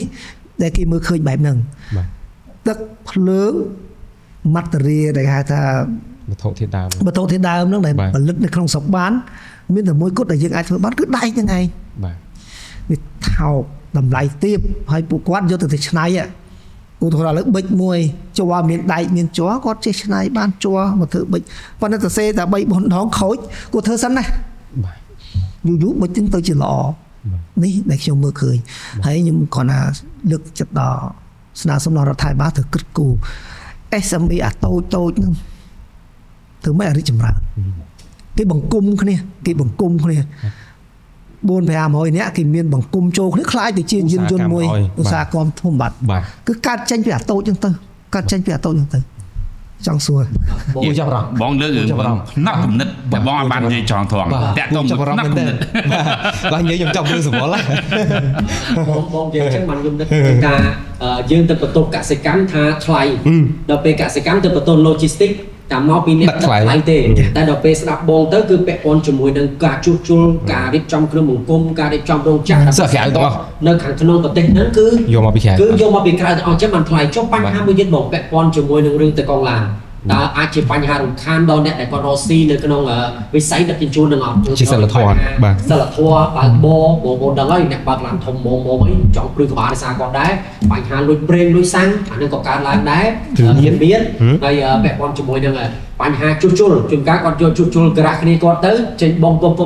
ម្ចាស់ឡងចំក៏មានដែរអញ្ចឹងអាបញ្ហាទាំងអស់ហ្នឹងក៏ជាផ្នែកមួយនៃការរំខានអ្នកវិនិយោគពីក្រៅប្រទេសនៅក្នុងការរៀបចំប្រព័ន្ធ logistics នៅក្នុងស្រុកខ្មែរយើងទេបងអរគុណច្រើនសំណួរហ្នឹងប៉ុន្តែមុននឹងចូលសំណួរហ្នឹងខ្ញុំលើកតិចរឿងកសិករមិញដោយលោកពេជ្រនិយាយថាពាក្យកសិករណាបាទយើងគិតចេះសូវជាបរដ្ឋតែនិយាយថាសូវវាធូរថ្លៃគាត់ខ្ញុំក៏គាត់ធ្លាប់ research ខ្លះដែរគឺมันអាចធ្វើបានខ្ញុំទៅ research ប្រហែលជា10 20 40ណាគឺលក់តម្លៃប៉ុណ្ណឹងក៏ធ្វើមិនបានដែរតែថាថ្លៃដើមនឹងវាខ្ពស់ពេកហើយរូបខ្ញុំក៏ពីមុនមកក៏ធ្លាប់ធ្វើស្រូវដែរប៉ុន្តែធ្វើដោយកម្លាំងមិនមែនបូមទឹកទេខ្ញុំជន់ទឹកហើយជីការចំនួននោះស្ទើរតែគ្មានផងតិចតួចតែអញ្ចឹងទៅថ្លៃដើមនោះវាទាបហើយភាគច្រើនធ្វើខ្លួនឯងប៉ុន្តែយើងបកមកហងៃឥឡូវថាឥឡូវបច្ចេកវិទ្យាចុះឥឡូវអ្នកកសិករឡើងគេទំនើបជាងអីទៀតណោះគេអង្គុយតែមើលទេមិនមែនដូចពីមុនទេដូចខ្ញុំពីមុនធ្វើការខ្លាំងកសិករណាគឺធ្វើដោយខ្លួនឯងឥឡូវអត់ទេប្រឆេះតែម៉ាស៊ីនឬក៏ដោតតែឌុយហ្នឹងគឺឆេះបានណាជា system វាមានហ្មងវាមានទាំងអស់ខ្ញុំចង់បញ្ជាក់ថាដើម្បីអាចយើងលក់ឲ្យតម្លៃទាបបានឥឡូវថាស្រូវចុះស្រូវថ្ងៃឬថា700ហ្នឹងនៅតែថាថោកបាទចង់ថោក700គឺគាត់ខាតទាំងស្រុងហ្មងរដ្ឋាភិបាលត្រូវគិតថាបើលក់ថា700ចុះទាបជាងគេធ្វើយ៉ាងម៉េចលក់700នេះចំណេញអានឹងសំខាន់ធ្វើម៉េចយើងជុំនិយាយថាដល់ពី 3000បើទីផ្សារយើងគេត្រឹមតែ700នេះឧទាហរណ៍ណាប្រទេសជិតខាងតែ700ចុះហើយយើងចង់ទៅរកលក់1000នេះបើគេទិញតែ700មិនយ៉ាងថៃមែនអត់បាទ ដូចជាយើងគិតថាលក់700ចំណេញអានឹងបានជាសំខាន់ជាងគេតែធ្វើម៉េច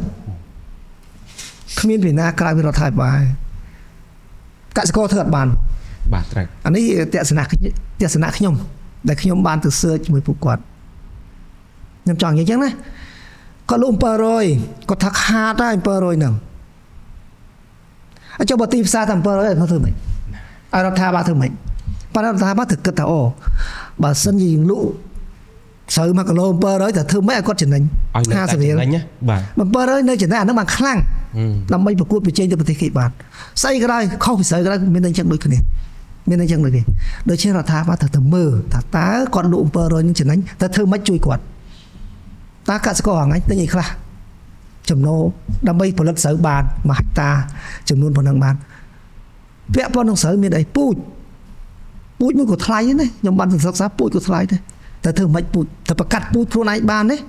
ដើម្បីឲ្យទៀបជាងមុនឲ្យរហូតដល់ក្រោម 50% មកថោកមួយ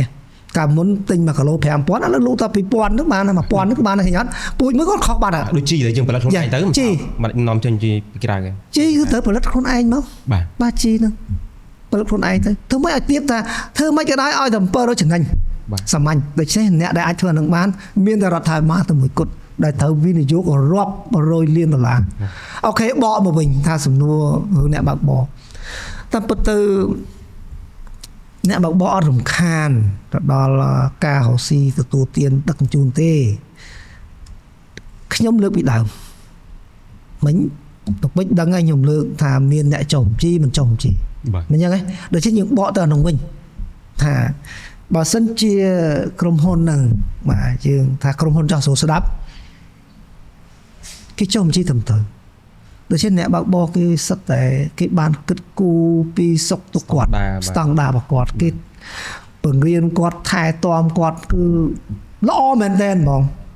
បានន័យថាគាត់មានក្រមសីលធម៌គឺល្អណាស់ការបើកបររបស់គាត់នោះអត់ជាបញ្ហាទេអ្នកខ្លះ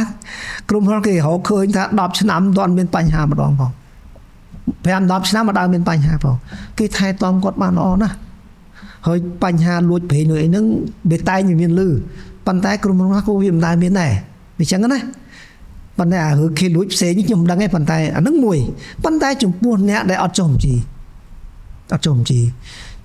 យកអីហ្នឹងក៏វាមានបញ្ហាហ្នឹងដែរទៅលើការបើកបរមិនល្អអីចឹងទៅហើយរយៈពេលចុងក្រោយនេះខាងសមាគមរបស់ខ្ញុំទាំងសមាគមដឹកទំនិញនិងអ្នកដំណើរជាទូទៅស្ទើរតែគ្មានគ្រោះថ្នាក់ចរាចរណ៍អ្នកដែលគ្រោះថ្នាក់ចរាចរណ៍ភាគច្រើនគឺនៅខាងក្រៅអត់បានទៅចុះបញ្ជីបាទល្អពីព្រោះអីក្រុមហ៊ុនគេប្រយ័ត្នប្រយែងហើយខ្ញុំចង់បញ្ជាក់តិចគ្រោះថ្នាក់ម្ដងក្រមួយឆ្នាំមកឡានហ្នឹងបានថាក្រុមហ៊ុនក្រហ្មងមានរឿងច្រើនណាស់ដែលមិនចង់និយាយទេគ្រោះថ្នាក់ហ្នឹងដូច្នេះវាមានរឿងច្រើនដូច្នេះគេអត់ចង់គ្រោះថ្នាក់ទេវាប៉ះពាល់នឹងគេឈ្មោះក្រុមហ៊ុនគេប៉ះពាល់ចំណាយច្រើនណាខ្ញុំចង់បញ្ជាក់អញ្ចឹងណាដូច្នេះក្រុមហ៊ុនដែលគេចុះបញ្ជីត្រឹមត្រូវគេគិតពីបញ្ហាហ្នឹងហើយអ្នកបើកបរនោះក៏គេគិតគូរពីសុខភាពរបស់គាត់ដែរមិនអាចទៅជក់ម៉ាជក់អីជក់ស្អីណាផ្សេងគឺគេអត់មកគេតេស្តទឹកនោមទឹកអីជាប្រចាំបាទដូច្នេះគេល្អមែនទែនដូច្នេះបាទខ្ញុំចង់បញ្ជាក់ឡើងវិញថាអាចថាបងប្អូនមើលដែរថា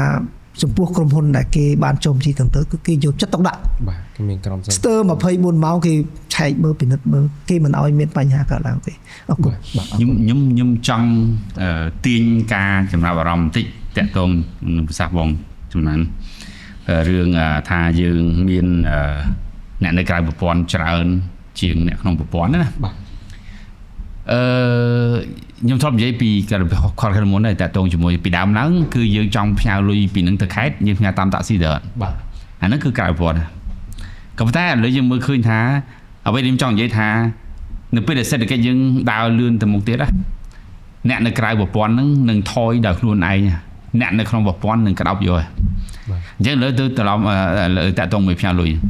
មានឥឡូវកំមត់សួរថានៅមានមនុស្សផ្ញើលុយតាមតាក់ស៊ីនៅមានប៉ុន្តែវាតិចណាស់គេធ្វើអីគេផ្ញើតាមវិញមកបាទវិញជាប្រព័ន្ធទៅអត់អូខេហ្នឹងចេះចង់ទៅលេចចង់វិញថាអូខេឥឡូវហ្នឹងយើងមានអ្នកក្រៅប្រព័ន្ធប៉ុន្តែ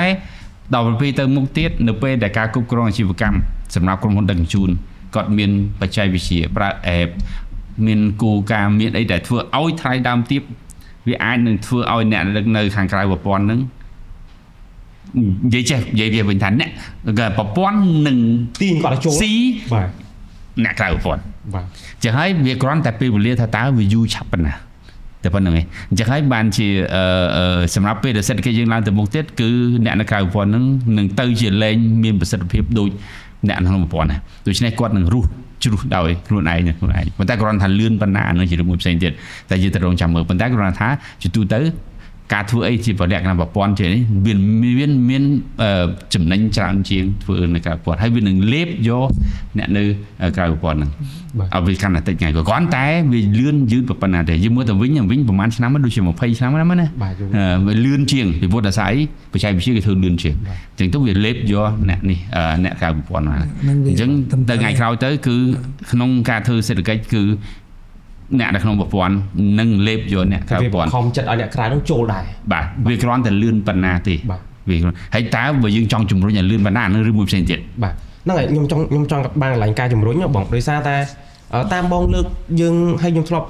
ជួបអ្នកមួយចំនួនទៀតក៏គាត់លើកដែរថាតាមពិតទៅការទៅជួបបញ្ជីការដែលធ្វើតាមការណែនាំរបស់រដ្ឋាភិបាលហ្នឹងវាធ្វើឲ្យមានភាពចំណេញដល់បងប្អូនយើងដែលនៅក្រៅប្រព័ន្ធទៅវិញទេប៉ុន្តែបញ្ហាមួយគឺយើងរដ្ឋមិនអាចបញ្ចុះបញ្ចូលឲ្យគាត់ហ្នឹង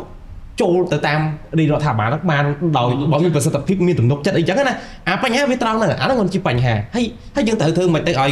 គាត់ព្រមចូលដោយស្ម័គ្រចិត្តហើយគៀងគងអ្នកដែលនៅជាមួយគាត់ឲ្យចូលទៅក្នុង system តែមួយហ្នឹងដើម្បីវាជួយដល់គាត់ហើយវាមានតែធ្វើមិនឲ្យគាត់ឃើញផលប្រយោជន៍នៅពេលដែលគាត់ចូលឲ្យវាចំណេញណាកុំឲ្យចូលឲ្យខាតទៀតអាហ្នឹងទៅពីបញ្ហាអូខេ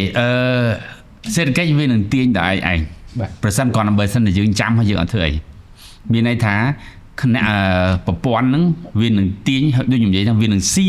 ក្រៅប្រព័ន្ធហ្នឹងដល់ឯងដោយទោះបីគាត់ចង់គាត់ត្រូវទៅចង់និយាយអញ្ចឹងណាប្រសិនហេតុអីឥឡូវយើងនិយាយពីការ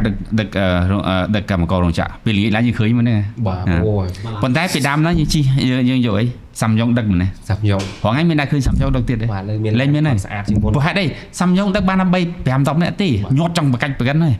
បាសគូនអូបាសប៉ុន្តែមិនអាចឈ្នះទេពីព្រោះហេតុអីនៅពេលដែលយើងត្រូវតែមានទំហំធំ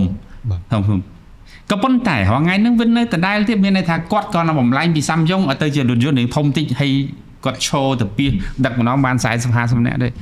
បើមិនបើជាក្រុមហ៊ុនដឹកជញ្ជូនមួយចំនួនអាចមើលឃើញរឿងហ្នឹងគាត់ធ្វើជាប្រព័ន្ធណាមានន័យថាវានឹងអាចធ្វើឲ្យអ្នកក្រៅប្រព័ន្ធហ្នឹងចេញបានធ្វើម៉េចឲ្យមានប្រសិទ្ធភាពព្រោះហេតុអីប្រសិនបើជាគាត់មានមធ្យោបាយក្នុងការធ្វើឲ្យថ្លៃដើមទាបហើយជាមួយនឹងផាសុខភាពចុះគ្នាអង្គុយកាត់ដេរពី10ម៉ោងហើយមកឈរទៅផ្ទះចង្អាយជីកមកអស់មួយកន្លះម៉ោងទៀតយើងមើលអាណិតពួកគាត់ប៉ុណ្ណាចង់និយាយចឹងណាអាណិតពួកគាត់ប៉ុណ្ណាប៉ុន្តែបើសិនជាអ្នកដែលអាចរកគិតឃើញហើយគេអាចរកមធ្យោបាយក្នុងការក្តោបអានឹងធ្វើឲ្យថ្លៃដើមវាទាបធ្វើឲ្យពួកគាត់ស្រួលជាងមុនអ្នកនៅក្រៅប្រព័ន្ធហ្នឹងគង់តែគេលេបបាត់ទេអញ្ចឹងគាត់មានជំរើសពីរអ្នកក្រៅប្រព័ន្ធនិយាយទៅនៅស្រុកគេកម្រមានអ្នកដែលនៅក្រៅប្រព័ន្ធហើយធ្វើជាជីវកម្មទៅឯងអញ្ចឹងណាវាតិចណាភាគច្រើនអីគឺជាបុគ្គលិកនៅសេដ្ឋកិច្ចទំនើបភាគច្រើនគឺជាបុគ្គលិកហើយនេះស្រុកខ្មែរយើងវានៅសេដ្ឋកិច្ចនេះមានន័យថាយើងនៅមានសហគ្រិននឹងច្រើនប៉ុន្តែចុងក្រោយយើងគិតថាចេះពួកគាត់ធ្វើអាចនឹងប្រសិទ្ធភាពតិចជាងការធ្វើជាលក្ខណៈប្រព័ន្ធហើយយើងនិយាយថាថ្លៃដើមវាអាចខ្ពស់ជាងតែបើអញ្ចឹងបើកាលណាថ្លៃដើមខ្ពស់ជាងវាអត់ល្អសម្រាប់សេដ្ឋកិច្ចទេវាអត់មកសម្រាប់សេដ្ឋកិច្ចទេតែក្នុងកសិកម្មចាំថ្ងៃណាមានប្រធានបទកសិកម្មយើងនិយាយភាសាទៀតអូខេរឿងបងប្អូនកម្មកររោងចក្របងរឿងនេះក៏សំខាន់ខ្លាំងមែនទែនដោយសារតែក្រៅពីផាសុខភាពនៃការជីកពួកគាត់គឺពាក់ព័ន្ធជាមួយគ្រោះថ្នាក់ចរាចរណ៍សុវត្ថិភាពគឺការជីកបច្ចាស់ពួកគាត់នឹងច្រើនមែនទែនបងទៅមើលផ្លូវជាតិលេខ3ហើយនៅផ្លូវជាតិលេខ2អីទៅគឺច្រើនខ្លាំងមែនទែនតើកន្លែងហ្នឹងយើងទៅបន្ទោសគាត់គឺអត់ត្រូវដោយសារតែកម្រិតចំណេះដឹងការយល់ដឹងរបស់ពួកគាត់គឺនៅក្នុងកម្រិតហ្នឹងជាងការគាត់គិតថាមិនអីមួយផ្លែតមិនតិចមិនអីសម្បីខ្ញុំក៏ពេលខ្លះក៏ប្រហែលមិនអីដែរអញ្ចឹងណាក៏ប៉ុន្តែតើក្រុមហ៊ុនដឹកជញ្ជូនគាត់ធ្លាប់មានគោលនយោបាយនៅក្នុងការមើលឃើញចំណុចហ្នឹងឬក៏ក្រសួងគាត់ចូលទៅបញ្យល់ចូលទៅ trend បុគ្គលិកឬក៏អ្នកបើកបរនៅក្នុងរោងចក្រនីមួយៗពីបញ្ហាហ្នឹងអត់បងខ្ញុំសុំឆ្លើយខ្ញុំអត់ឲ្យបងឆ្លើយពួកបងនៅអូសៀហ្នឹងហើយចាំបកវិញទៅដែរចាំបកវិញអូខេតាមបងមុនអូខេមានតែរដ្ឋទេអត់ធ្វើបានអូខេមានន័យថារដ្ឋត្រូវបង្កើតឡានក្រុងយើងហៅឡានក្រុងជាលក្ខណៈប្រព័ន្ធរត់ធ្វើម៉េចឆ្លងកាត់ពីរោងចក្រហ្នឹងប្រព័ន្ធធ្វើម៉េចផែនទីធ្វើម៉េចរត់ទៅឲ្យបានគៀកទៅផ្ទះពួកគាត់ រថយន្តក្រុងមួយហើយជាពិសេសដូចជានៅប្រទេសជឿនមួយចំនួនដូចជានៅប្រទេសញូហ្សេឡង់ដែលខ្ញុំមែនគេដាក់រថយន្តក្រុង2ជាន់ហ្នឹងហ្នឹងហើយត្រូវអញ្ចឹងរថយន្ត2ជាន់មានន័យថាមនុស្សបើកតែម្នាក់ទីប៉ុន្តែចំនួនគុណនឹង2គុណ2អញ្ចឹងបើសិនជាយើងយកមធ្យោបាយទាំងអស់នោះហើយយើងរៀបចំផ្លូវឲ្យស្រួលអញ្ចឹងមានន័យថាមួយជាន់យើងដាក់បានគ្នាឧទាហរណ៍50នាក់ឬក៏40នាក់អញ្ចឹង2ជាន់ដាក់ជិត100បានអ្នកបើកតែដែរម្នាក់ដែរអូខេអញ្ចឹងមានន័យថាបើគាត់រៀបអញ្ចឹងមានន័យថាគាត់មកដឹកទៅគាត់ដឹកជូនទៅតែលាក់មិនចំផ្ទះបងប្អូនទេប៉ុន្តែវាគៀកផ្ទះតែគាត់អាចគាត់ដើរទៅបន្តិចទៅដល់បានអានឹងប្រហែលជារត់ត្រូវធ្វើបើឯកជនប្រហែលធ្វើអត់ចំណេញអានឹងបងមានសាសបងថាបងអាចទៅវិទ្យាសាស្ត្រជួយបាទអរគុណច្រើនណាស់សំណួរនេះពាក់ព័ន្ធនឹងខាងដឹកជូនបងប្អូនកម្មការនេះណាបាទតែប៉ុន្តែខ្ញុំក៏ធ្លាប់ចូលរួមប្រជុំការងារនឹងច្រើនដែរតាក់ទងនឹងក្រសួងការងារណាតែតាមពិតមានគណៈកម្មការទៅលើការងារហ្នឹងតែងតែអប់រំដល់អ្នកបើកបរកម្មករបងប្អូនកម្មកររោងចក្រប៉ុន្តែរដ្ឋាភិបាលបានយកចិត្តទុកដាក់ពីអាណត្តិមួយទៅអាណត្តិមួយម្ដងថ្ងៃនេះពីមុនមកយើងមានឡានទ្រុងច្រើនហើយពេលខ្លះក៏អត់ដំបូលអត់អីដែរបាទត្រឹមត្រូវហើយរដ្ឋាភិបាលក៏បានលើកទឹកចិត្តតាមរយៈក្រសួងការងារឲ្យដូរទៅជារថយន្តក្រុងមានរថយន្តក្រុងដែរដឹកបងប្អូនកម្មករមួយថ្ងៃប៉ុន្តែវាមិនទាន់បានទាំងអស់គ្រប់ផ្លូវទេគ្រប់កន្លែងទេប៉ុន្តែមានឡានក្រុងនឹងច្រើនហើយបានន័យថាគាត់មានផាសុកភាពជាងមុនបាទផាសុខភាពជាងមុនហើយរថយន្តនោះទូរៀងចាស់ដែរហើយខ្ញុំមើលឃើញថាបានបំលែងពីគេថារថយន្តដឹកទំនិញមករថយន្តក្រុងបាទយើងបំលែងបដាល្អច្រើនជាងមុនបានចំនួននឹងវាច្រើនជាងមុនហើយបាទល្អជាងមុនមានន័យចឹងប៉ុន្តែនៅថាកម្រិតនៃ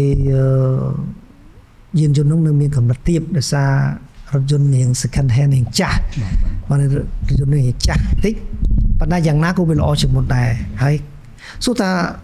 ដូរមកពីដាក់ទំនិញហើយមកដឹកអ្នកដំណើរហ្នឹងវាសុវត្ថិភាពជាងមុនទេវាមិនមានសុវត្ថិភាពជាងមុនទេដោយសារចំនួនហ្នឹងវាលើសចំណោះចូលថាកៅអីហ្នឹង45កៅអីគាត់អាចដាក់រហូតដល់50ទៅ60នាក់ដូច្នេះចំនួនលើសទម្ងន់ធម្មតាទេតែលើសអ្នកបើកបរបញ្ជាហ្នឹងវាលេងនេះហ่ะបានន័យថា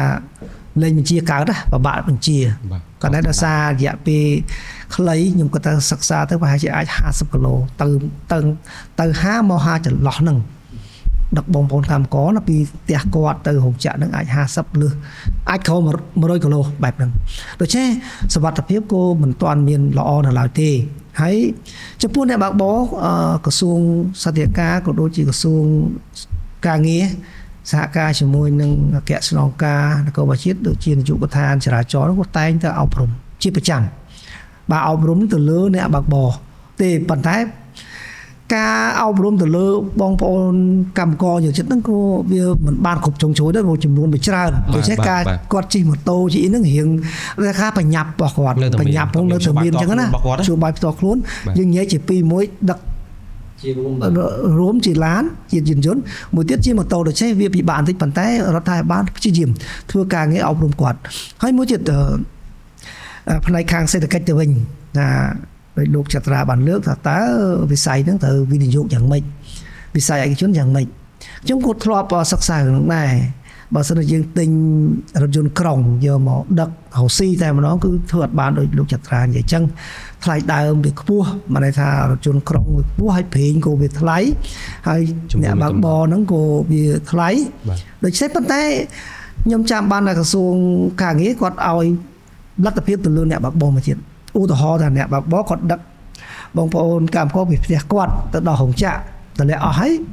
អ្នកបើកបរមិនបាច់ទៅណាចូលធ្វើការដើម្បីមានចំណូលមួយទៀតពេលចេញដែរបើកទៅអាហ្នឹងក៏ជាចំណុចមួយដែលសំខាន់ដែរលើកទឹកចិត្តណាដើម្បីឲ្យកាត់ឲ្យលើកទឹកចិត្តអ្នកបើកបរទៅហៅរថយន្តដែលរៀងទំនើបជាងមុនល្អជាងមុនដើម្បីឲ្យមានចំណូលទៅគាត់មានអាចគ្រប់គ្រងទៅលើប្រតិបត្តិការគាត់បានមួយទៀតដែលយើងអាចសិក្សាចុងក្រោយវិច័យវាជាទំនើបដែរគឺរថយន្ត EV ដែលខ្ញុំធ្លាប់បានសិក្សាដែរបើសិនជាយើងប្រើ EV រថយន្តថ្ងៃយើងក៏មានដែររថយន្តក្រុងណាដូច្នេះយើងមិនធ្វើទំនើបអីពេកទេដើម្បីកាត់ខុសតម្លៃ EV នេះទៅទៀតបើតែអីមួយសមរម្យឲ្យគាត់អង្គុយខ្លះឈរខ្លះទៅរយៈពេល1ម៉ោងកន្លះពីថា1ម៉ោង2ម៉ោងពួកអាចធ្វើបានដែរអង្គុយបានដូចរថយន្តក្រុងអញ្ចឹងដូច្នេះអាច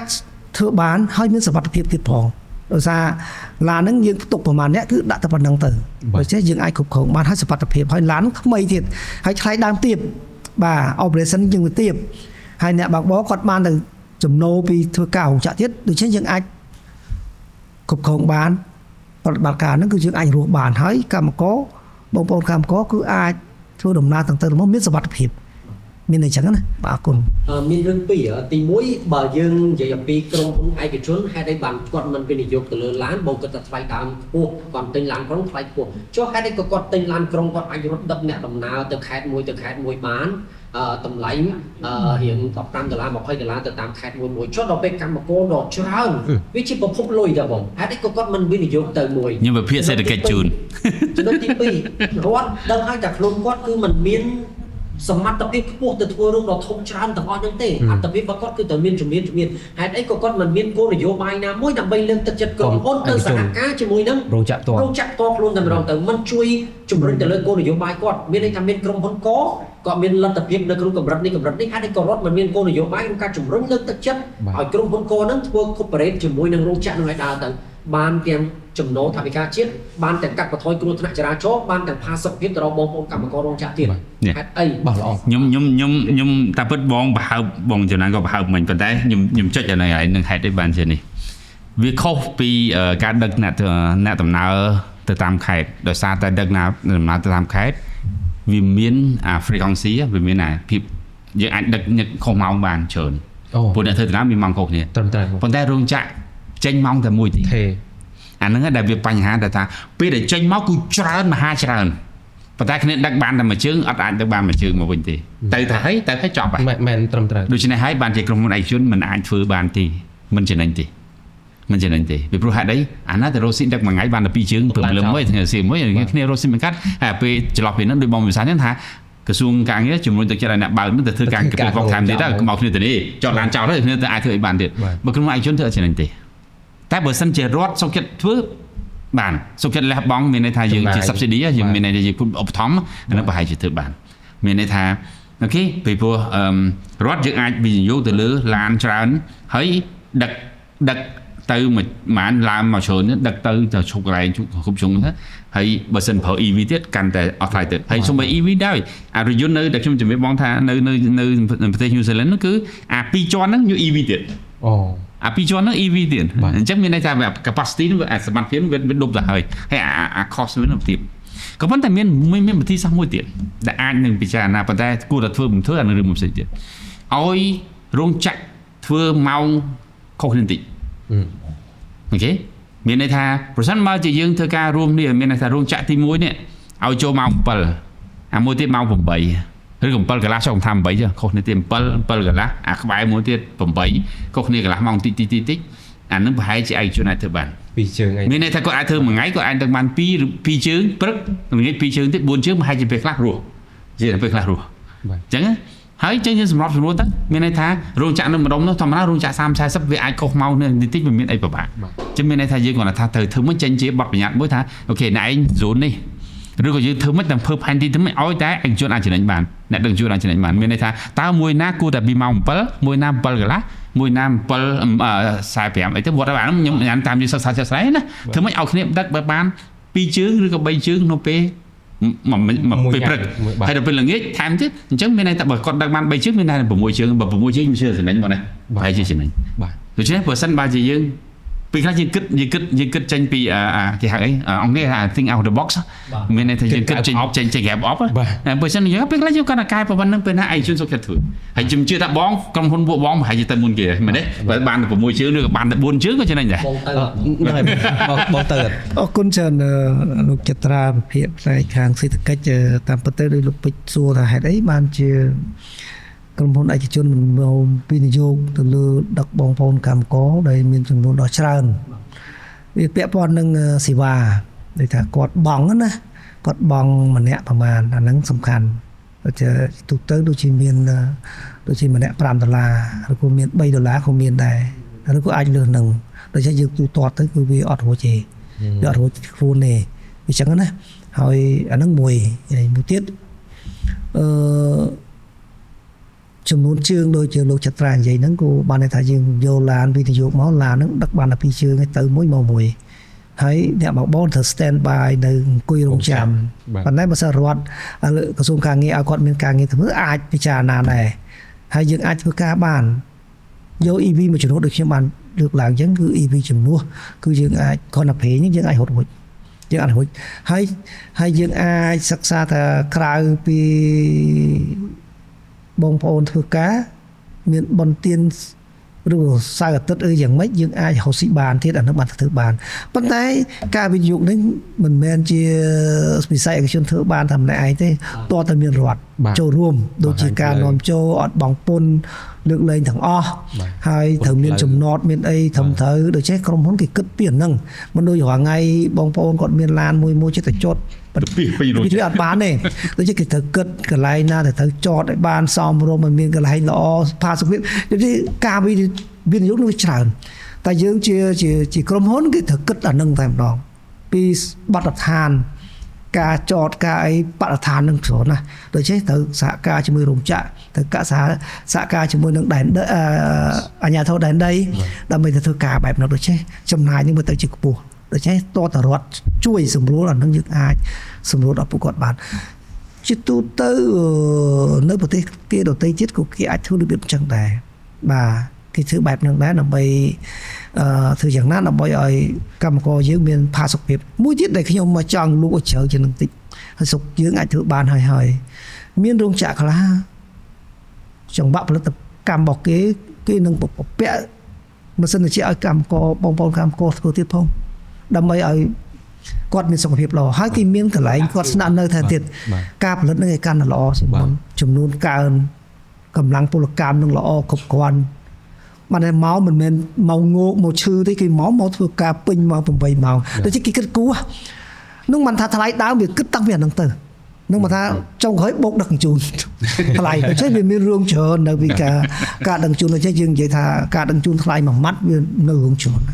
បាទអូថាស្រូវគាត់ឯណាបើ700លក់អំបានមកដឹកជញ្ជូនទៅដល់ស្រុកគេតាមផ្លូវទៀតគាត់ថាថ្លៃពេកដោយសារគាត់ដែរថ្លៃដើមគាត់ខ្ពស់ពេកដូច្នេះគាត់ចង់និយាយចឹងអរគុណអញ្ចឹងមានន័យថាខាងក្រុមហ៊ុនឯកជនពីខាងបងចំណានគឺរងចាំតែទៅប្រតិបត្តិការទេតែត្រូវការហុចដៃអំពីខាងស្ថាប័នរដ្ឋមែនទែនជាពិសេសគឺខាងក្រសួងការងារឬក៏ខាងអគ្គនាយកដ្ឋានពន្ធដារខាងក្រសួងសេដ្ឋកិច្ចហិរញ្ញវត្ថុដែលទៅសម្រួលទាំងការនាំចូលពន្ធដារសម្រួលទាំងគយហើយរៀបចំទៅជាប្រព័ន្ធសម្រាប់ការចតពួកគាត់ឲ្យវាមានសុវត្ថិភាពនិយាយទៅបើសិនតែធ្វើរឿងនេះបានណាបងមិនដឹងថាតើបងប្អូនកម្មករយើងសប្បាយចិត្តសម្រាប់ណាប្រជាជនច្រើនម៉ឺននាក់បងហើយកម្មករម្នាក់ចិញ្ចឹមមួយគ្រួសារវាជះឥទ្ធិពលខ្លាំងមែនទែនអញ្ចឹងបើសិនជារដ្ឋពិចារណាទៅលើបញ្ហាហ្នឹង credit នេះគឺ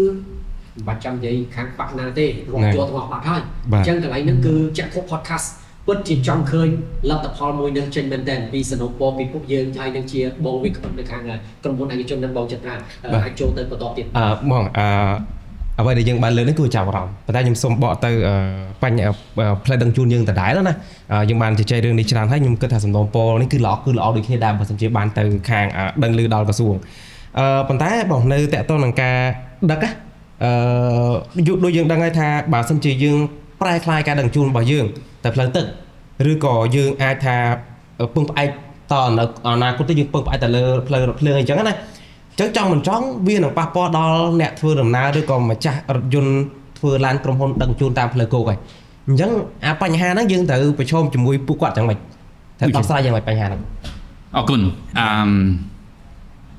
ពេលខ្លះយើងចេះគិតថា1 ដក 1 0ប៉ុន្តែសេដ្ឋកិច្ចពេលខ្លះ1 ដក 1 អត់0ទេមានន័យថាម៉េចមានន័យថាប្រសិនបើយើងមានមធ្យោបាយមួយទៀតសេដ្ឋកិច្ចវានឹងបង្ខំឲ្យអ្នកនៅក្នុងសេដ្ឋកិច្ចហ្នឹងធ្វើការប្រែប្រួលទៅតាមជាក់ស្ដែងអូខេដូច្នេះត្រឡប់មកវិញថាបើសិនបើជាយើងមានបងប្អូននៅក្រៅប្រព័ន្ធដែលមានរថយន្តអញ្ចឹងណាអញ្ចឹងវាទី1រថយន្តហ្នឹងវាគង់តែចាស់ព្រោះអាហ្នឹងវាជឿហត់បានធម្មជាតិហ្នឹងណាអញ្ចឹងមានន័យថាបើសិនជាគាត់ធ្វើទៅរយៈពេលប្រហែល 5-10 ឆ្នាំអីទៅគាត់ចាស់ពេកទៅអានោះគាត់បោះបង់ចោលទៅគាត់ទៅរោមរបរមួយផ្សេងទៀត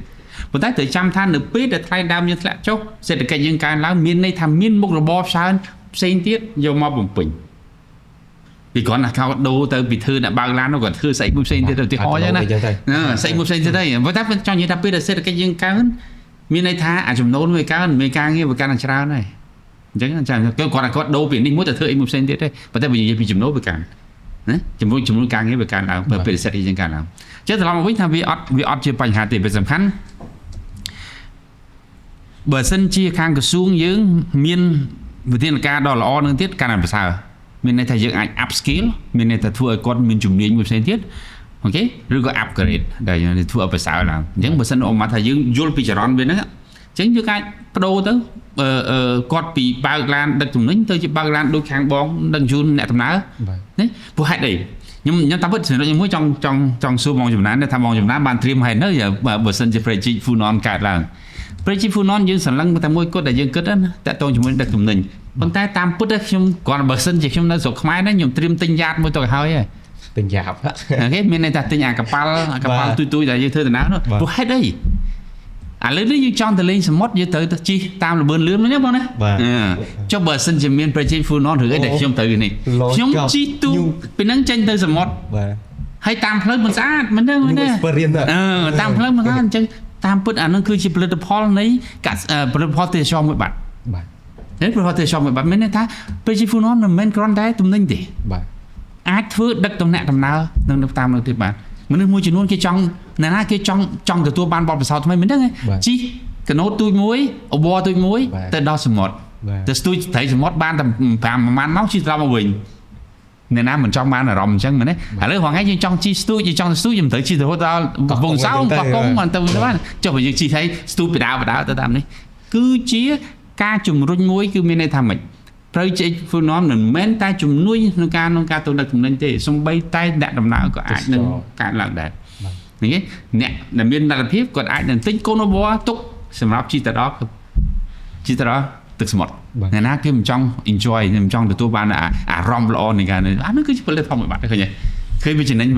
ណាចង់និយាយថានៅពេលដែលយើងសេដ្ឋកិច្ចកើនឡើង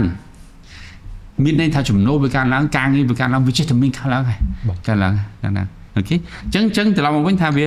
មានប្រយោជន៍ទាំងឡាយនឹងហើយតាក់ទងជាមួយនឹងដែលខ្ញុំលើកពីមុនតាក់ទងពីភាពភ្ជាប់ផ្លូវអតិពលឿនយើងនឹងមានចន្លោះមួយទៀតដែលយើងត្រូវគឺឲ្យដែលរដ្ឋាភិបាលកំពុងតែនឹងធ្វើតាក់ទងជាមួយនឹងឡើងទៅតាមឡាវអូខេឡើងតាមឡាវសួរតែឡើងទៅតាមឡាវនោះមានប្រយោជន៍ស្អី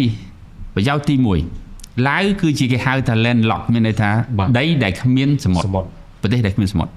រាល់ថ្ងៃគាត់ត្រូវពឹងឆ្វេងហើយស្ដាំសងខាងគៀបគាត់ដូចទឹកពៅប៉ុន្តែឡាវមានប្រវត្តិល្អជាមួយខ្មែរបងណាឡាវមានប្រវត្តិល្អឡាវស្រឡាញ់ខ្មែរបើនិយាយនារីឡាវស្រឡាញ់នារីបរោះខ្មែរខ្លាំងពីគាត់មានប្រវត្តិមួយភ្ជាប់មួយសាច់ឈាមនោះគឺល្អបំផុតជាងបើសិនមកជាយើងធ្វើមានន័យថាយើងផ្ដល់ផ្លូវមួយទៅឲ្យគាត់ដើរគាត់ឈានជើងទៅកាន់សមុទ្រដោយមិនមានសមុទ្រឃើញទេមានន័យថាភ្ជាប់មកវាចូលទៅសមុទ្រយើងមិនតាមរយៈ project Funon ចូលដល់កំពង់សោមចេញទៅបាត់ទៅលើមេគង្គមានន័យថាគាត់លែងពឹងឆ្វេងស្ដាំអត់ដែលល្អជាមួយគាត់ទេអានឹងយើងស្មោះត្រង់ការពិតណាយើងអានការពិតដូចជាក់ស្ដែងចឹងប៉ុន្តែគាត់ជាមួយយើងល្អមួយគ្នាដូច្នេះគាត់នឹងមកយើងសម័យមើលថាតើចរន្តនៃការហូរនៃទំនិញហើយនឹងទេសចរប៉ុណ្ណាប្រសិនបើជាយើងបើកផ្លូវឲ្យគាត់ជន់ជើងសមុទ្របាទយើងទៅវិញក៏បានមកវិញក៏បាននេះចឹងហើយបានជាតកតងជាមួយនឹងភាពភ្ជាប់នេះសំខាន់ណាយើងភ្ជាប់ពីផ្លូវដែកផ្លូវគោកផ្លូវទឹកផ្លូវអាកាសធ្វើម៉េចឲ្យមាន connectivity ប្រទេសកម្ពុជាคล้ายទៅជា regional hub មជ្ឈមណ្ឌលមានន័យថាតំបន់ផ្សារភ្ជាប់ក្នុងតំបន់មិនមែនតែសម្រាប់ស្រុកយើងទេបាទព្រោះហេតុអីប្រទេសយើងវាចៃដន្យនៅតំបន់មួយដែលកណ្ដាលដែលល្អជាងគេបំផុតភូមិសាស្ត្រមួយដែលមិនអាចកែប្រែបានយើងនៅកណ្ដាលនៃតំបន់អាស៊ីអាគ្នេយ៍យើងនៅកណ្ដាលសឹងកណ្ដាលតំបន់អាស៊ីទៀតបាទយើងនៅកណ្ដាលអាស៊ីអាគ្នេយ៍មែនអញ្ចឹងមានន័យថាយើងคล้ายទៅជាចរន្តមួយសម្រាប់ភ្ជាប់បាទជាឧបមាថាឥឡូវមានទេសចរមកតាមកប៉ាល់ធំ cruise ចូលកំពង់សោមបាទជាឧបមាថាគេចង់ទៅលេងទៅដល់រតនគិរីហេចឹងគេជិះតាមកប៉ាល់តាម Funon មកដល់ពេញចូលលេងពេញទីទួយទៅនេះឡើងទៅទៀតតាមកចេះឡើងរហូតទេសភ្លើងឡើងទៅដល់ណាទៅដល់លឺទៅដល់ឡាវអីទៀត តើតែវាភ្ជាប់គ្នា បាទអាហ្នឹងអាចទៅចិនបានទេណាទៅ បានជិះទៅសំខាន់វាភ្ជាប់ជើងទឹកជើងគោកជើងអាកាសហើយនៅផ្លូវដែកធ្វើម៉េចឲ្យវាមានភ្ជាប់គ្នាដែលគាត់អត់ចាំបាច់រងចាំមានតែគាត់មកដល់កន្លែងមួយប្រមូលព្រមជាហៅ central ណាជាប្រមូលបងគាត់ជួយមកដល់ពុបគាត់ឡើងទៅផ្សេងទៀតមកដល់កន្លែងនេះគាត់ចាំបាច់រងចាំឡើងទៅនៅផ្សេងអញ្ចឹងពេលដែលយើងធ្វើចឹងបានណាស្រុកខ្មែរคล้ายទៅជា regional hub បាទ អូខេតំបន់កណ្ដាលនៃក្នុងតំបន់ បាទ ដែលភ្ជាប់ពិភពលោក ដោយអសង្ហបុរីអញ្ចឹង ដូចសង្ឃ ខ្ញុំស្ដាប់ទៅវារៀងដូចជាការសម័យពេលយើងឡើងដូចសង្ហបុរីដោយសារគេមានច្រកម៉ាឡាកាមួយในការនាំចេញនាំចូលតំណែងទៅវាទៅឆ្លងកាត់ឬក៏ជាកន្លែងទម្លាក់ទំនិញដោយសង្ហបុរីគេឃើញឱកាសនឹងផងគេរៀបចំមកកន្លែងលើកចុះលើកឡើងកន្លែងស្តុកអីវ៉ាន់ហ្នឹងគាត់ថាតម្លៃពីអាហ្នឹងអញចំសង្ហបុរីខ្លាំងមែនតើគេចុះខ្មែរយើងគេមានគ្រាន់តែចេញចូលទៅទេតែដល់ពេលស្ដាប់បងថាដោយសង្ហបុរីវាទៅរួចអត់វាក៏មិនជាការសម័យទេមិនមែនជាការសម័យហើយជាចក្ខុវិស័យរបស់រាជរដ្ឋាភិបាលបាទរាជរដ្ឋាភិបាលបានចេញគោលការណ៍ឲ្យយកតំបន់អាកាសយានដ្ឋានដែលចូលថ្មីយើងនេះបាទ connect ទៅជាមួយនឹងផ្លូវទឹកបាទហើយនឹងផ្លូវគោកប៉ុន្តែវាអត់បានផ្លូវដែកទេនេះគេសម្រាប់ភ្ជាប់បើបានផ្លូវដែកមួយទៀតគឺជាហាប់មួយជាច្រករួមមួយដែលសម្រាប់ដាក់តំបន់បាទបើតាមព័ត៌មានគឺមានគម្រោងហ្នឹងដែលយើងតភ្ជាប់ផ្លូវតទៅជាមួយឡើយហើយអាចទៅចិនទៀតហើយក៏វាឆ្លើយតបទៅនឹង BRI របស់ចិនដែរ One Belt One Road របស់ចិនដែរខ្សែសង្វាក់ហ្នឹងគឺវាឆ្លើយតបទាំងដើម្បីអាហ្នឹងវាពាក់ព័ន្ធជាមួយភូមិសាស្ត្រនយោបាយប៉ុន្តែវានៅតែកម្ពុជាក៏ជាក្នុងផ្នែកមួយនៅក្នុងយុទ្ធសាស្ត្ររបស់ចិនដែរអញ្ចឹងមានន័យថាវាមិនមែនសម័យទេមិនមែនជាការសម័យទេគ្រាន់តែលឿនប៉ុណ្ណាហ្នឹងគាត់ទៅការពេលវេលានឹងលុយទៅប៉ុណ្ណឹងលឿនប៉ុណ្ណាយើងធ្វើលឿនប៉ុណ្ណាទេហើយជាការល្អចង់ស្ដាប់ពីបងវិញដល់យើងមើលឃើញភូមិសាស្ត្រយើងពិតជាមានសក្តានុពលដល់កម្រិតនឹងអីទៅមិនដែរបាទអរគុណច្រើនមុននឹងចូលសំណួរហ្នឹងដូចបងអូនបានលើកមិញហ្នឹងថាបើសិនជាយើងមានផ្លូវទឹករីកចម្រើនតើផ្លូវគោកហ្នឹងវាប៉ះពាល់បាទវាអត់ប៉ះពាល់ទេពីព្រោះប្រទេសណាដូចប្រទេសណាដែរមានផ្លូវទឹកផ្លូវគោកតំណែងខ្លះគាត់ត្រូវការផ្លូវគោកវាលឿនហើយនៃលោកចត្រាលើកពីដើមថាផ្លូវទឹករៀងយឺតប៉ុន្តែថ្លៃដើមវាទាបប៉ុន្តែផ្លូវគោកវាលឿនចង់និយាយចឹងណាទៅពងសោបើសិនជាយើងដឹកតាមផ្លូវលឿនវាលឿនគុណនឹង2គុណនឹង3ចឹងណាផ្លូវទឹកណាវាទៅឲ្យមកពី3បកចឹងដែរដូច្នេះផ្លូវគោកនៅតែរក្សាដដែលទេវាមិនប៉ះពាល់អីធំដុំពេកទេបាទបំពេញបន្ថែមមានន័យថាផ្លូវគោកផ្លូវទឹកហើយមួយទៀតដែលលោកចត្រាថាមានគម្រោងឲ្យផ្លូវហើយជីកនឹងត្រូវមានយ៉ាតមានអីចឹងទៅវិស័យឯកជនខាងខ្ញុំនោះក៏បានគិតគូរបញ្ហាទេសចរណាបញ្ហាទេសចរគឺយើងបានគិតបាទផ្លូវទឹកគឺជាប្រភពទេសចរមួយធំដែរបាទចេញពីទន្លេមេគង្គទៅសមុទ្រចឹងណាហើយក៏ខ្ញុំស្រាប់បានថាក្តាប់បានថាព័ត៌មានដែលរដ្ឋាភិបាលបានគិតគូរមិនមែនគិតគូរត្រឹមតែដឹកទំនិញទេគឺទេសចរបានគិតមានកំពង់ផែមានអីទេសចរជាហូរហែទៅតាមផ្លូវទឹកហ្នឹងឯងដូច្នេះបានថារដ្ឋាភិបាលបានធ្វើការងារនេះគ្រប់ជ្រុងជ្រោយដើម្បីបម្រើដល់ប្រជាពលរដ្ឋនៅពេលដែលលេចជារូបរាងទៅគឺមានទាំងអស់គ្រប់ចំណុចតែម្ដងដែលអាចបម្រើសេដ្ឋកិច្ចគ្រប់ចំណុចណានេះតែខ្ញុំចង់បញ្ជាក់មួយទៀតថាតើយើងអនាគតទៅតែប្រទេសយើងនឹងអាចមានជាមណ្ឌលសេដ្ឋកិច្ចតំបន់មួយធំតភ្ជាប់ពីតំបន់មួយទៅតំបន់មួយទៅរួចអត់រឿងនេះមិនមែនជាការសម័យទេគឺរដ្ឋាភិបាលក៏បានគិតគូរនឹងដូចជាយើងនៅកណ្ដាលគេយើងថ្ងៃដូចជាប្រទេសជិតខាងគឺត្រូវតែឆ្លងកាត់ដើម្បីទៅប្រទេសមួយទៅប្រទេសមួយទៀតត្រូវឆ្លងកាត់ជើងប៉ុន្តែសួរថាតើរដ្ឋាភិបាលយើងវៃឆ្លាតកម្រិតណាដែលយើងត្រូវទទួលផលប្រយោជន៍អានោះសំខាន់ឬក៏គ្រាន់ណាគេដឹកខូចផ្លូវហើយយើងអាចបានផលប្រយោជន៍អានោះយើងត្រូវគិតអញ្ចឹងណាខូចផ្លូវហើយបានអីទៀតគេយកកប៉ាល់មកដាក់ទឹកយើងបពុលបរិស្ថានយើងអាចបានផលប្រយោជន៍ហ្នឹងដែលជាត្រូវគិតណាបាទជាបញ្ហាព្រោះយើងគ្រាន់តែឆ្លងកាត់ពេលខ្លះកន្លែងឆ្លងកាត់តែយើងចង់ឲ្យគេឆ្លងកាត់ free ឬក៏ឆ្លងកាត់បានផលប្រយោជន៍យើងហៅប្រភពចំណូលពីការឆ្លងកាត់នឹងមកវិញឧទាហរណ៍ថាប្រទេសជិតខាងចង់ឆ្លងកាត់យើងត្រូវតែមានស្អីមួយឲ្យយើងហើយយើងទៅប៉ះប៉ូវស្អីមួយទៀតដើម្បីឲ្យចំណេញសេដ្ឋកិច្ចគ្នាទៅវិញទៅមកអានោះសំខាន់ណាស់ឡាវចង់មកទៅសមុទ្របានប៉ុន្តែយើងត្រូវមានអីឬគ្រាន់តែមានថាគេដឹកមកខូចផ្លូវខ ខូចកប៉ាល់ខូចទឹកខូចបឋានហើយនឹងកន្លែងផតហ្នឹងវាខូចយើងអត់បានផលអាហ្នឹងដែលរដ្ឋាភិបាលគឺគូប៉ុន្តែប្រទេសរបស់យើងមានសក្តានុពលបែបនេះថាអនាគតទៅយើងនឹងអាចរកផលចំណូលពីអ្វីដែលយើងនៅកណ្ដាលគេឲ្យវាមានប្រយោជន៍ដល់សង្គមដល់សេដ្ឋកិច្ចដល់ប្រជាពលរដ្ឋណាយើងចេះហៅបាទអរគុណខ្ញុំសូមមកសំណួរទៀតជាស្រេចខ្ញុំដោយសារតែ Project Phonom ហ្នឹងគឺមានរឿងចម្រូងចម្រាសខ្លាំងមែនទែនគេថាការធ្វើបែបនេះហាក់ដូចជាមិនមើលមុខបងធំយើងប្រទេសវៀតណាមហាក់ដូចជាកំពុងតែសម្ញែងគ្នាដាក់គ្នាតើនៅក្នុងជ្រុងសេដ្ឋកិច្ចឬក៏ជ្រុងទៅលើការចំណេញផលប្រយោជន៍រួមបងមើលឃើញតើវានឹងជួយជំរុញគ្នាទេឬក៏វានឹងទៅជាការប្រគល់ប្រជែងគ្នាទៅវិញបាទបើយើងនិយាយផ្លូវច្បាប់យើងសិក្សាមើលទៅយើងអត់មានត្រូវសុំគាត់ទេអូខេប៉ុន្តែសួរគាត់សប្បាយចិត្តអត់ច្បាស់ជាគាត់មិនសប្បាយចិត្តទេប៉ុន្តែយើងត្រឡប់មកវិញគាត់មិនសប្បាយចិត្តតែគាត់ធ្វើអីយើងបានទី1ទី2ទៀតវៀតណាមបានព្យាយាមបំលែងកំពង់ផែហូជីមិញហ្នឹងឲ្យទៅជាកំពង់ផែអន្តរជាតិដូចសិង្ហបុរីអញ្ចឹងជាងគាត់ប្រហែលជាមិនមែនសម្លឹងតែយើងម្នាក់ឯងទេយើងជាចំណែកមួយមិនធំពេកទេសម្រាប់គាត់អញ្ចឹងខ្ញុំគិតថាផលហ្នឹងមិនប៉ះពាល់ទេបងប្អូនអាចដឹងទេថាថៃប្រងជីកអាប្រេជីកហ្នឹងក្រាបាទខ្ញុំថាបើសិនជាថៃជីកចំណេញយើងវិញចំណេញណាយើងនៅក្បែរនោះទៅជាបានផលឲ្យតែយើងដូចបងវិសាឲ្យតែយើងម្លាយយើងចេះទាញឬអត់ទេតែយើងឆ្លាតគ្រប់គ្រាន់ដើម្បីទាញយកអាហ្នឹងមកអត់អាហ្នឹងជារឿងមួយផ្សេងប៉ុន្តែបើយើងគិតពីភូមិសាស្ត្រសេដ្ឋកិច្ចភូមិទីតាំងភូមិសាស្ត្រវិញយើងក៏ជាមានរួមចំណែកក្នុងការចំណេញតែយើងយកចំណេញបានមិនអានេះជារឿងមួយផ្សេងបាទអូខេខ្ញុំបន់ដល់វាជីទេស្មោះត្រង់ហើយជីមកទោះបីមិនអាចដល់ឆ្លងដីអញម្ដុំដែរប៉ុន្តែតែយើងយកចំណេញមិនអានេះរឿងផ្សេងកុំឲ្យគេបងមានប្រសាសន៍ថាកុំឲ្យគេដឹកសឹកថ្នល់ចុងក្រោយបានអីអស់ទៅផ្សាយសូសៀលតែយើងអាហ្នឹងគឺរឿងប៉ុណ្ណឹងបាទអូនហ្នឹងហើយបងតាមពិតអាសំណួរដែលបងពេជ្របានឆ្លើយសួរទៅបងនោះទៅនេះសំណួរដែលខ្ញុំកត់ទុកថាចាំសួរដងហើយតែខ្ញុំចង់រំលឹកតទៅនឹងប្រេជីក្រានបន្តិចដែរដោយសារតែប្រេជីក្រានហ្នឹងក៏ស្ថិតនៅក្នុងយុទ្ធសាស្ត្រ BRI របស់ចិនដែរហើយវាតភ្ជាប់បើសិនជាដូចបងនិយាយចឹងវាអាស្រ័យលើយើងឯងបើសិនជាយើងចេះទាញប្រយោជន៍ពីប្រេជីក្រានហ្នឹងបានណាគឺល្អហើយវាតភ្ជាប់វិចិនជាមួយយើងមានតំណល្អជាមួយគ្នាហើយមិនមែនលេងសើចទេដែលចិនទៅអភិវឌ្ឍកំពង់ផែរៀមហើយក៏មិនមែនជារឿងធម្មតាពេកដែរ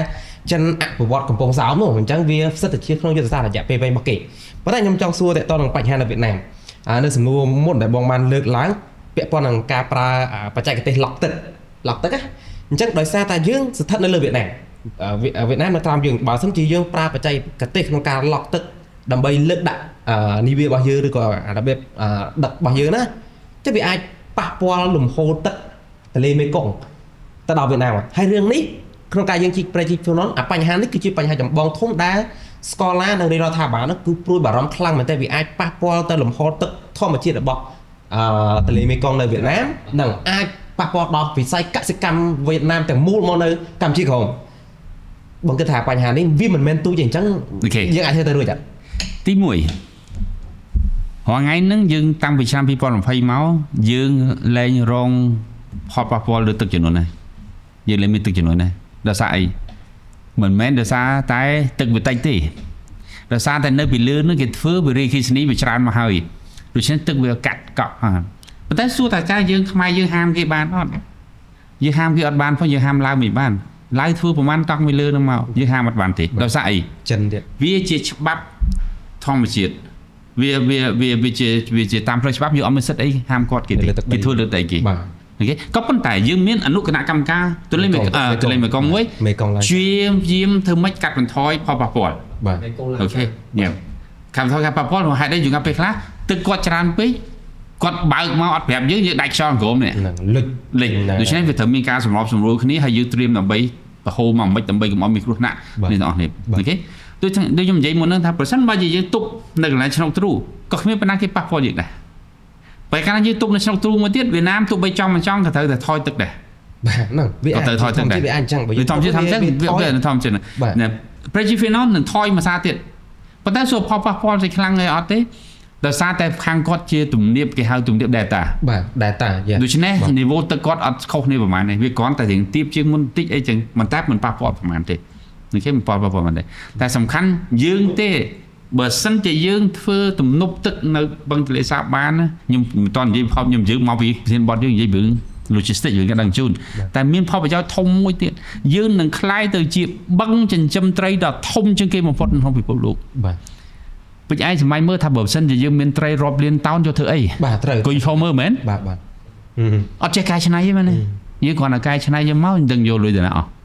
យើងមិនមែនចំណេញតែរឿងបញ្ហាកាត់ដឹងជូនមួយកាត់បន្ថយកាត់ដឹងជូនត្រីកសិកម្មអូខេត្រីយើងឆាត់បើយើងមានច្រើនយើងចេះច្នៃគេទៅធ្វើប្រហុកជាងគួរធ្វើអីផ្សេងទៀតមិនមែនធ្វើប្រហុកប៉ុណ្្នឹងទេបាទប៉ុន្តែយើងត្រូវចេះច្នៃផ្សេងទៀតចឹងមកទៅបាទហើយសួរត្រីទឹកសាបអាចនឹងឆ្ងាញ់ជាងត្រីទឹកសមុទ្រមួយចំនួនឲ្យតែយើងចេះធ្វើហើយយើងមានត្រីទេសចរបងសប្បាយចិត្តទៅពេលនោះឲ្យតែបឹងទន្លេសាបធំមកឯងដាក់មនុស្សរត់ចុះរត់ឡើងបឹងអ្នកណាមិនចង់មើលសមុទ្រនៅក្នុងដីបាទពីព្រោះវាធំពេកវាដូចសមុទ្រប៉ុន្តែសមុទ្រនៅក្នុងដីហេអ្នកណាមិនចង់មើលបាទឃើញទេបងរកស៊ីបានទេនោះនេះពេលនឹងមើលតែខ្ញុំនោះទៀតបាទអូខេទេសចរកសិកម្មជលផលហើយជាមួយនឹងដឹកជញ្ជូនបាទចំណេញច្រើនណាស់ចំណេញច្រើនបាទចំណេញច្រើនណាស់បាទពួកចាប់អារម្មណ៍បងដោយសារតាដូចយើងបានលើកឡើងនៅក្នុងប្រធានបទបឹងទន្លេសាបអញ្ចឹងកាលណាវិសាលភាពទឹកវាធំត្រីក៏វាច្រើនតាមហ្នឹងដែរអាហ្នឹងណាអញ្ចឹងខ្ញុំគិតថានៅតែជាប្រយោជន៍មួយដែលយើងគួរពិចារណាមែនទេអាចដាក់ជាអត្តភាពជាគោលនយោបាយសម្រាប់រយៈពេល10ឆ្នាំឬ20ឆ្នាំក្រោយដើម្បីយើងសម្រេចគោលនយោបាយហ្នឹងឬក៏យ៉ាងម៉េចអាហ្នឹងទុកឲ្យរដ្ឋបាលគាត់ពិចារណាមើលថាតើធ្វើជាអត្តភាពនៃគោលនយោបាយមួយអត់បាទចង់យល់ឃើញរបស់លោកបងដែរថាបញ្ហាដែលយើងលើកមកហ្នឹងវាគឺជាយើងលើកមកហាក់បីដូចជាគុណសម្បត្តិច្រើនពេកតែយើងបានគិតថាបើសិនជាយើងធ្វើផ្លូវទឹកទៅវាអាចប៉ះពាល់ដល់ខាងណាមួយទេអាចដូចលើកបញ្ហាបរិស្ថានមួយបើសិនជាយើងប្រើផ្លាស់ផ្លូវទឹកយើងអត់សប្បាយចិត្តវៀតណាមអត់សប្បាយចិត្តជាមួយយើងក៏ជាបញ្ហាមួយទៀតដែរអញ្ចឹងវាអាចខ្ទាស់រឿងប្រទេសជាតិនិងបញ្ហាបរិស្ថានអីហ្នឹងទេបងបាទអរគុណតាមខ្ញុំតាមដានទៅគឺមុននឹងរដ្ឋាភិបាលបានសម្រេចចិត្តធ្វើរដ្ឋាភិបាលបានសិក្សាអស់ពីបញ្ហាពាក់ព័ន្ធនឹងផ្លូវច្បាប់ជាពិសេសមានគណៈកម្មការទន្លេមេគង្គនេះក៏បានសិក្សាអស់ហើយពីនីវ៉ូទឹកប៉ះពាល់កម្រិតណាអញ្ចឹងណាដូចជាបានសិក្សាអស់ហាក់ដូចជាមិនប៉ះពាល់អីទេបានន័យថាមិនប៉ះពាល់តែម្ដងសូម្បីតែប្រទេសជិតខាងអានឹងយើងមិននិយាយទេអានឹងជាសិទ្ធិរបស់យើងដីយើងមានសិទ្ធិធ្វើអញ្ចឹងណាគេមិនសប្បាយចិត្តអានឹងវាជារឿងធម្មតាទេយើងធ្វើបានហើយគេមិនសប្បាយចិត្តចង់និយាយអញ្ចឹងណាយើងពឹងគេហើយយើងអាចធ្វើបានជំនួសគេអត់សូវសប្បាយចិត្តទេអានឹងយើងធម្មតាទេបាទដូច្នេះយើងមិនសូវជាគិតអីទេអានោះសំខាន់យើងគិតថាទាញប្រយោជន៍ពីប្រជិកឲ្យបានច្រើនជាងមុនបាទច្រើនបំផុតដែលតាមតែអាចធ្វើបាននេះដែលសំខាន់ណាបញ្ហាបរិស្ថានមើលឃើញដូចជាមិនមានជាការងារមួយព្រួយបារម្ភអត់មានព្រៃឈើព្រៃកោងកាងអីទៅត្រូវជីកកាប់ចោលអញ្ចឹងណាវាអត់មានជារឿងមួយធំដុំទេដូចជាប្រជាពលរដ្ឋលោកមានដីធ្លីនៅតាមនឹងប៉ះតិចតួចយើងត្រូវស្ដារសេដ្ឋកិច្ចជាស្ដាយឡើងវិញអញ្ចឹងណាហើយលំហូរទឹកសមុទ្រអីនឹងព្រែកនឹងក៏គេបានសិក្សាមិនឲ្យមានបញ្ហាចូលគ្នាទៅវិញទៅមកអាចមានបញ្ហាគាត់មានតែនេះដែលខ្ញុំបានឃើញតាមដានព័ត៌មានទេខ្ញុំមិនមានជំនាញអីខាងហ្នឹងទេគ្រាន់ថាខ្ញុំគិតថារដ្ឋាភិបាលធ្វើការងារហ្នឹងគ្រប់ជ្រុងជ្រោយបាទបើយើងមើលពីភូមិសាស្ត្រវិញបងដោយសារយើងជជែកគ្នាពីប្រជិកក្រាតខ្ញុំមានសំណួរមួយដែរព្រោះបើយើងនិយាយអំពីប្រទេសចិនការនាំចេញចំណេញផ្លូវទឹករបស់គាត់គឺត្រូវតែឆ្លងកាត់មកខាងច្រកមួយដែលមានប្រទេសសិង្ហបុរីឬក៏ហ្វីលីពីនឯចំនួនច្រកម៉ាឡាកាអញ្ចឹងបើសិនជាពួកនេះត្រូវបានខ្ទាស់ចិននឹងពិបាកក្នុងការបកទៅហើយអញ្ចឹងបានគាត់មានគម្រោងក្នុងការលើកទឹកចិត្តឲ្យខាងថៃជីកប្រជិកក្រាបហើយគណៈពេលដែលយើងកំពុងមានចំនួនផងហើយបងគាត់ថាបានប្រយោជន៍ពីប្រជិកក្រាបប្រយោជន៍បែបមិនដែលចង់ស្ដាប់ពីបងដែរអញ្ចឹងណាហើយវាលីងមកវិញជាមួយនឹងសមុទ្រយើងបាទអរគុណច្រើនការយល់ឃើញមកខ្ញុំការសិក្សាធ្វើប្រជិកធ្វើព្រែកអីផ្សេងភ្ជាប់ពីតំបន់មួយទៅតំបន់មួយនេះវាមានសារៈសំខាន់សម្រាប់ជាតិនីមួយបាទមានសារៈសំខាន់ហើយវាពាក់ព័ន្ធនឹងភូមិសាស្ត្រនយោបាយពាក់ព័ន្ធនឹងសេដ្ឋកិច្ចសកលតែងតែគិតគូរដូចយើងសម័យថាឥឡូវនៅអេរ៉ង់ចុះមានបញ្ហាឃើញថាមិនតិចសោះមានបញ្ហាប៉ះពាល់ដល់ផលិតកម្មឡើងថ្លៃដើមឡើងថ្លៃប្រេងរហូតដល់ថ្ងៃអត់ទាន់មានបញ្ហាដូចនេះ ប្រទេសនីមួយៗគេគិតគូរពីបញ្ហាហ្នឹងដើម្បីទាញប្រយោជន៍នៃការប្រើប្រាស់ឲ្យអស់លទ្ធភាពធនធានដែលគេមានហើយខ្ញុំគាត់ថាចិនឆ្លាតវៃគេធ្វើអ្វីៗគ្រប់យ៉ាងបានហើយដូច្នេះខ្ញុំគាត់ថាមកប្រជិកនេះគាត់មានប្រយោជន៍ច្រើនបាទដូច្នេះប្លុកមួយមានកន្លែងមួយដើរចង់និយាយចឹងណាដូច្នេះមានគ្រប់បណ្ដាញទាំងអស់ដែលចិនអាចធ្វើបានដូចជាយើងទៅជែកគ្នាពីមុនដូចជាតាមឡាវមកពីគុណមិញចូលឡាវហើយយើងអាចទៅកំពង់សោមបានទៅអឺរ៉ុបទៅអីបានដូចគ្នាហើយទីទៀតកំពង់ផែយើងនៅកំពង់សោមមានទឹកជ្រៅដូច្នេះកប៉ាល់ធំចូលបានដូច្នេះប្រទេសជិតខាងក៏គេគិតបារម្ភពីបញ្ហាហ្នឹងគេបារម្ភបញ្ហាហ្នឹងនៅពេលដែលដូចថាប្រហែលឆ្នាំទៅមុខទៀតហ្នឹងយើងមានកប៉ាល់រាប់ម៉ឺនតោនដែលអាចចតបានដូច្នេះចិនក៏សម្លឹងមើលបានថាបើខាងនោះវាមានបញ្ហាយើងអាចមកតាមនេះបានអាចមកតាមផ្លូវគោកខ្លះផ្លូវទឹកខ្លះអីចឹងមកគឺយើងអាចទៅបានតែមកពីគុណមិញរថភ្លើងចេញពីវៀងចាន់មកព្រំដែនយើងមកកញ្ចេះមកស្ទឹងត្រែងគឺផ្លូវទឹកដូច្នេះតម្លៃនឹងវាទាបដូច្នេះក៏អាចធ្វើបានដែរដូច្នេះជាយុទ្ធសាស្ត្រមួយដែរយើងខ្លួនឯងយើងត្រូវតែត្រៀមលក្ខណៈថាតើរកផលប្រយោជន៍ជួនកាលយើងឆ្លងកាត់ឃើញណាតែខ្ញុំឆ្លៃពីហ្នឹងខ្ញុំឆ្លៃពីថ្ងៃមួយរឿងបញ្ហាខ្លាចគីឡូគេដឹកសឹកថ្នល់ហ្នឹងមួយបងតែបទពិសោធន៍នេះគួរតែជាការឆ្លុះបញ្ចាំងសម្រាប់វេទិកានេះគឺកំពង់សោមពេលដែលមានវត្តមានចិនក្រាក់កំពង់សោមបានប្រែរូបភាពខ្លាំងមិនទៅដឹកស្មានណាតែទៅពេលដែលចិនចាប់ផ្ដើមចាក់ចេញទៅវិញតើបញ្ហាដែលគេបន្សល់ឲ្យយើងខ្លួនឯងមិនបានត្រៀមខ្លួនជាមួយនឹងការចាក់ចេញរបស់គេចុងក្រោយយើងនឹងកំពុងតែរស់ជាមួយនឹងបញ្ហាជាច្រើនដែលកំពុងតែកើតតើអាចទេចំពោះប្រជិកខាងមុខនេះដែលយើងនឹងជជែកគ្នាដែលបងនិយាយថាគេចុងក្រោយយើងបានត្រឹមតែទទួលនៅសំណល់ពីគេអាចទេបើសិនជាយើងមិនត្រៀមខ្លួនចង់ស្ដាប់ពីបងបាទអរគុណច្រើនហើយខ្ញុំគាត់ថារាជរដ្ឋាភិបាលណាត់នេះលោកមានការគិតគ្រប់ជ្រុងជ្រោយខ្ញុំសង្ឃឹមចឹងហើយមានការបត់ពិសោធន៍ច្រើនហើយខ្ញុំគាត់ថាអ្នកធ្វើការគូមានបទពិសោធន៍ច្រើនហើយមានការគិតគូរវែងឆ្ងាយខ្ញុំគាត់ថាវាមិនអាចជាលើកទី2ទេដូច្នេះយើងត្រូវតែគិតគូរឲ្យបានម៉ត់ចត់មុននឹងធ្វើអីមួយណាដូច្នេះការសម្រេចចិត្តធ្វើអីមួយមានការគិតគូរវែងឆ្ងាយសិក្សាច្រើនណាស់ទៅដល់ផលប៉ះពាល់នៅពេលអនាគតសម្រាប់តែក្មេងជំនាន់ក្រោយទៅមុខទៀតជំនាន់ក្រោយដូច្នេះខ្ញុំសង្ឃឹមថាថ្នាក់ដឹកនាំលោកត្រូវគិតថាបើប្រវត្តិសាស្ត្រនឹងកត់ត្រាគេត្រូវចាំចឹងមកថាគេកត់ត្រាថា50ឆ្នាំ100ឆ្នាំទៀតគេថាអូជំនាន់ហ្នឹងវាបែបហ្នឹងណាយើងបែបហ្នឹងណាដូច្នេះខ្ញុំគិតថារដ្ឋាភិបាលមុននឹងធ្វើអ្វីមានការគិតគូរគ្រប់ជ្រុងជ្រោយទាំងអស់តែបងមាន suggestion នៃការណែនាំគាត់ទេឬក៏មិនដែរខ្ញុំគ្រាន់តែមិនមានអីការនិយាយស្ដីអីទៅលើពួកគាត់សេចក្ដីអីជាធំដុំទេគ្រាន់តែថាយើងជាប្រជាពលរដ្ឋស្នើសុំឲ្យរដ្ឋាភិបាលមុននឹងធ្វើអ្វីមានការគិតគូរវែងឆ្ងាយរយៈពេលវែងកុំគិតរយៈពេលខ្លីអីបើគិតរយៈពេលខ្លីវាប៉ះពាល់ទៅដល់ក្មេងសកលក្រោយក្មេងចំនួនក្រោយដែល20 30 50ឆ្នាំទៅមុខទៀត100ឆ្នាំទៀតមកដែលកុំឲ្យគាត់វាតម្លៃយើងអីខ្ញុំគាត់ថាត្រូវតែគិតគូរឲ្យបានវែងឆ្ងាយហើយម៉ត់ចត់ថែមទៀតថាពីផលចំណេញទាំងនយោបាយភូមិសាស្ត្រនយោបាយទាំងសេដ្ឋកិច្ចសង្គមវប្បធម៌គឺត្រូវតែគិតគូរឲ្យបានម៉ត់ចត់បាទចង់ស្ដាប់ពីបងដែរតើយើងគួរធ្វើបែបម៉េចដើម្បីកំណត់ប្រវត្តិសាស្ត្រដោយការពីនៅកំពង់សោមបាទខ្ញុំឯកភាពជាមួយបងចំណាថាជំនឿចិត្តរបស់ខ្ញុំទៅលើរាជរដ្ឋបាលជំនាន់អាណត្តិទី7នេះប្រហែលជាមិនគាត់ច្បាស់ជាគិតគូរបានវែងឆ្ងាយហើយនឹងឆ្លាតគ្រប់គ្រាន់ដើម្បីទទួលយកផលប្រយោជន៍ពីអ្វីដែលយើងធ្វើពីព្រោះយើងមើលសកម្មភាពមួយចំនួនរបស់គាត់គឺគាត់ចាត់វិធានការដើម្បីទប់ទល់ជាមួយនឹងបញ្ហាបាទខ្ញុំលើកបញ្ហា scale មួយចុះចឹងវិធានការរបស់គាត់មានន័យថាយកស្ថានភាពទៅជាបង្រឹងច្បាប់អត់ឲ្យបដ ாய் ឲ្យសកម្មភាពឲ្យភាពអសកម្មហ្នឹងវាទៅជារឿងមួយឈឺចាប់ត្រាំត្រែងមករហូតទេរីកទេឃើញទេយើងមើលឃើញសកម្មភាពអញ្ចឹងយើងគួរតែឃើញមានន័យថាលោកចេះធ្វើម៉េចយកអាគុណវិបត្តិឲ្យទៅជាគុណសម្បត្តិដើម្បីរីកចម្រើនអូខេគាត់ថានៅក្នុងសេដ្ឋកិច្ចវាសំខាន់វាដូចជាគេហៅកលាចក្រ វាអាចថាបើសិនជាយើងអត់ធ្វើអីក៏វានៅតែទៅមុខដែរប៉ុន្តែបើយើងកែ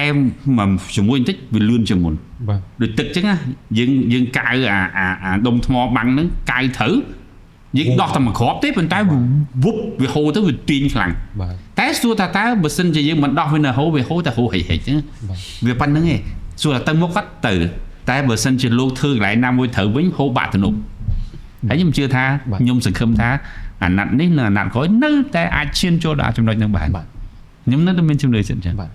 ពួកខ្ញុំនៅតែខ្ញុំពីព្រោះខ្ញុំក្នុងនៃសេដ្ឋកិច្ចក៏ខ្ញុំនៅជឿដែរពួកតាមរយៈកម្លាំងសេដ្ឋកិច្ចរបស់យើងគឺចន្លោះពី 4.5 ទៅ 6% ជាប្រចាំហ្មងអាហ្នឹងតាមកម្លាំងដែលយើងមើលឃើញតួលេខនឹងភ្នែកហើយយើងគិតថាយើងនឹងទៅជាបែបហ្នឹងហើយប៉ុន្តែខ្ញុំនៅតែចង់បានការយល់ឃើញពីបងបន្តិចដែរតាក់ទងនឹងការដឹកជញ្ជូនផ្លូវសមុទ្រហ្នឹងណា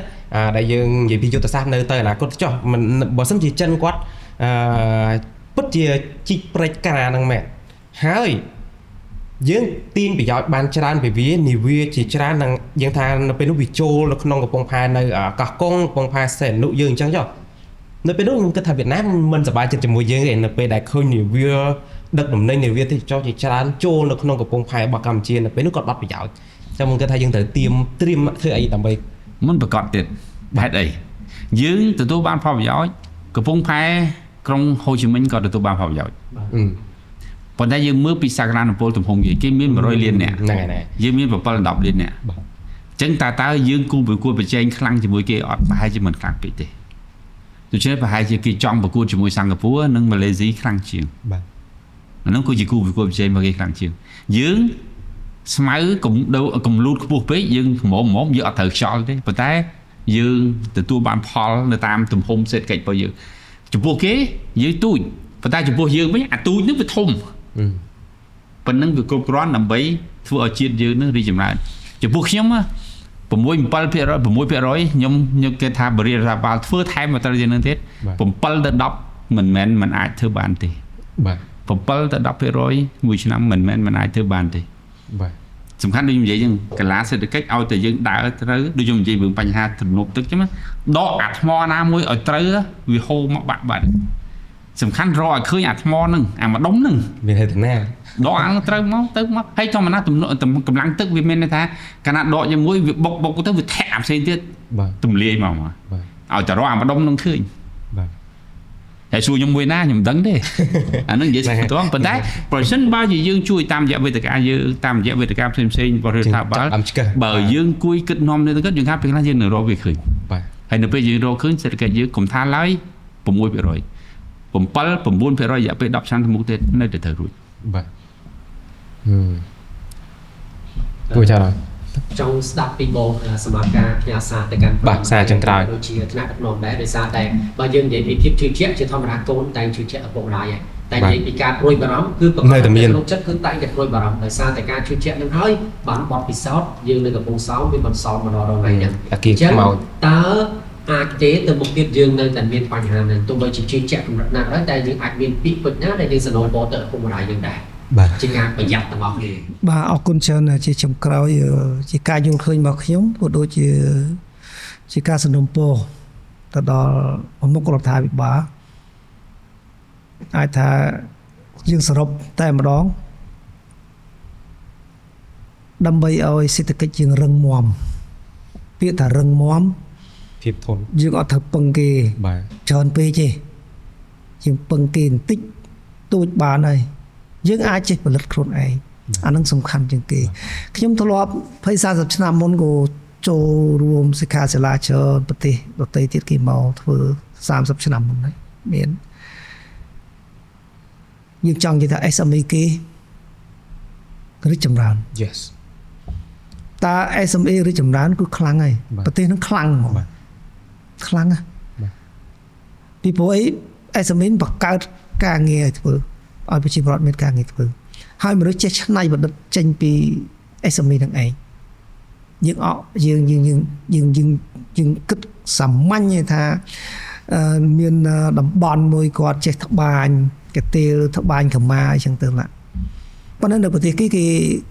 គិតណា20-30-40ឆ្នាំមុនជំនាន់ហ្នឹងប្រទេសដូចជាប្រទេសអាស៊ីរបស់យើងទេមិនឆ្ងាយប្រទេសជិតខាងហ្នឹងគេបានសិក្សាដែរ ជំនាន់ហ្នឹងគឺមានប្រាក់បៀវត្សរហូតដល់ដូចជា$200រួចទៅហើយផលិត SME ប៉ុន្តែគេមិនធ្វើតែឯងទេគេអញ្ជើញរដ្ឋាភិបាលហ្នឹងគេប្រជាពលរដ្ឋលោកធ្វើដោយដៃគិតគំនិតរបស់គាត់ជាបុរាណប៉ុន្តែគេបញ្ចូលរបៀបសម័យទំនើបបាទគឺនិស្សិតគេឲ្យទៅសិក្សាថានេះបើសិនជាយើងផលិតអានឹងបានហើយប៉ុន្តែបើសិនជាយើងវិចខ្ចប់របៀបបែបនេះមានការទាក់ទាញមានន័យចឹងណាគេឲ្យគំនិតទាន់សម័យគំនិតបច្ចេកវិទ្យានោះទៅមើលឲ្យយោបល់ថាប្រជាពលរដ្ឋគាត់ធ្វើបានតែប៉ុណ្្នឹងទេតែយើងគួរឆ្នៃអីវាលឹះហ្នឹងបាទគួរឆ្នៃគ្រាន់តែវិចខ្ចប់បានទេឲ្យវាទៅជាល្អណាហើយលោកបានថ្លៃជាងមុនឃើញអត់ចំណូលគាត់ច្រើនជាងមុននេះអានេះខ្ញុំនិយាយសាមញ្ញមួយល្អយើងខ្វះហ្នឹងមែនអញ្ចឹងណាហើយមួយទៀតផ្នែកឧស្សាហកម្មយើងរាល់ថ្ងៃយើងគិតថាពីខ្ញុំទៅវិញមិនគួរឲ្យប្រជាពលរដ្ឋយើងស្មានទោសធ្វើបំរើគេនឹងយូរពេកទេចង់ឲ្យគាត់ទៅជាម្ចាស់ការបាទថាអនាគតទៅគាត់ជាតកែគេបាទឥឡូវហ្នឹងគេនាំបច្ចេកវិទ្យាមកហើយតែយើងអាចចេះធ្វើទៅគេឈប់ទៅពេលតែគេឈប់ទៅគេឈប់ចេញទៅប្រទេសគេតែយើងអាចធ្វើបានអត់ឬគេឈប់ទៅបិទរោងចក្រឬក៏គេឈប់ទៅបិទរោងចក្រយើងរកការងារធ្វើថ្មីមិនគួរធ្វើអញ្ចឹងទេយើងបណ្ដោះទុនធានដែលមានស្រាប់ហ្នឹងណាឲ្យគាត់ចេះឆ្នៃបន្តិចគាត់ចេះឥឡូវនេះគាត់ចេះផ្សារចេះកាត់អីរបស់នាំចេញណាតែយើងអាចរដ្ឋាភិបាលត្រូវតែផ្ដល់ថវិកាដល់ស្អីមួយដើម្បីឲ្យគាត់ជំនាញអីគេឲ្យពង្រៀនគាត់ថែមទៀតឲ្យចេះធ្វើផលិតខ្លួនឯងចុងក្រោយគេចេញទៅគឺចេះធ្វើខ្លួនឯងដូច្នេះមនុស្ស100នាក់100មុខគុំគ្នាខ្លាយទៅជារបស់មួយប្រើប្រាស់បានណាអាកន្លែងនេះរដ្ឋាភិបាលត្រូវតែគិតវែងឆ្ងាយទៅមុខទៀតថាយើងស៊ីប្រើពាក្យអីអាក្រក់ស្ដាប់ថាយើងស៊ីខ្ញុំគេ20ឆ្នាំទៀតបានហើយ30ឆ្នាំធ្វើតកែ3គឺធ្វើតកែគេម្ដងយើងចេះផលិតឲ្យនាំចេញគេដូចស្រុកចិនដូចស្រុកគេដទៃទៀតអញ្ចឹងណាមានអីចឹងណាស្រុកគេដទៃក្បែរយើងហ្នឹងក៏មិន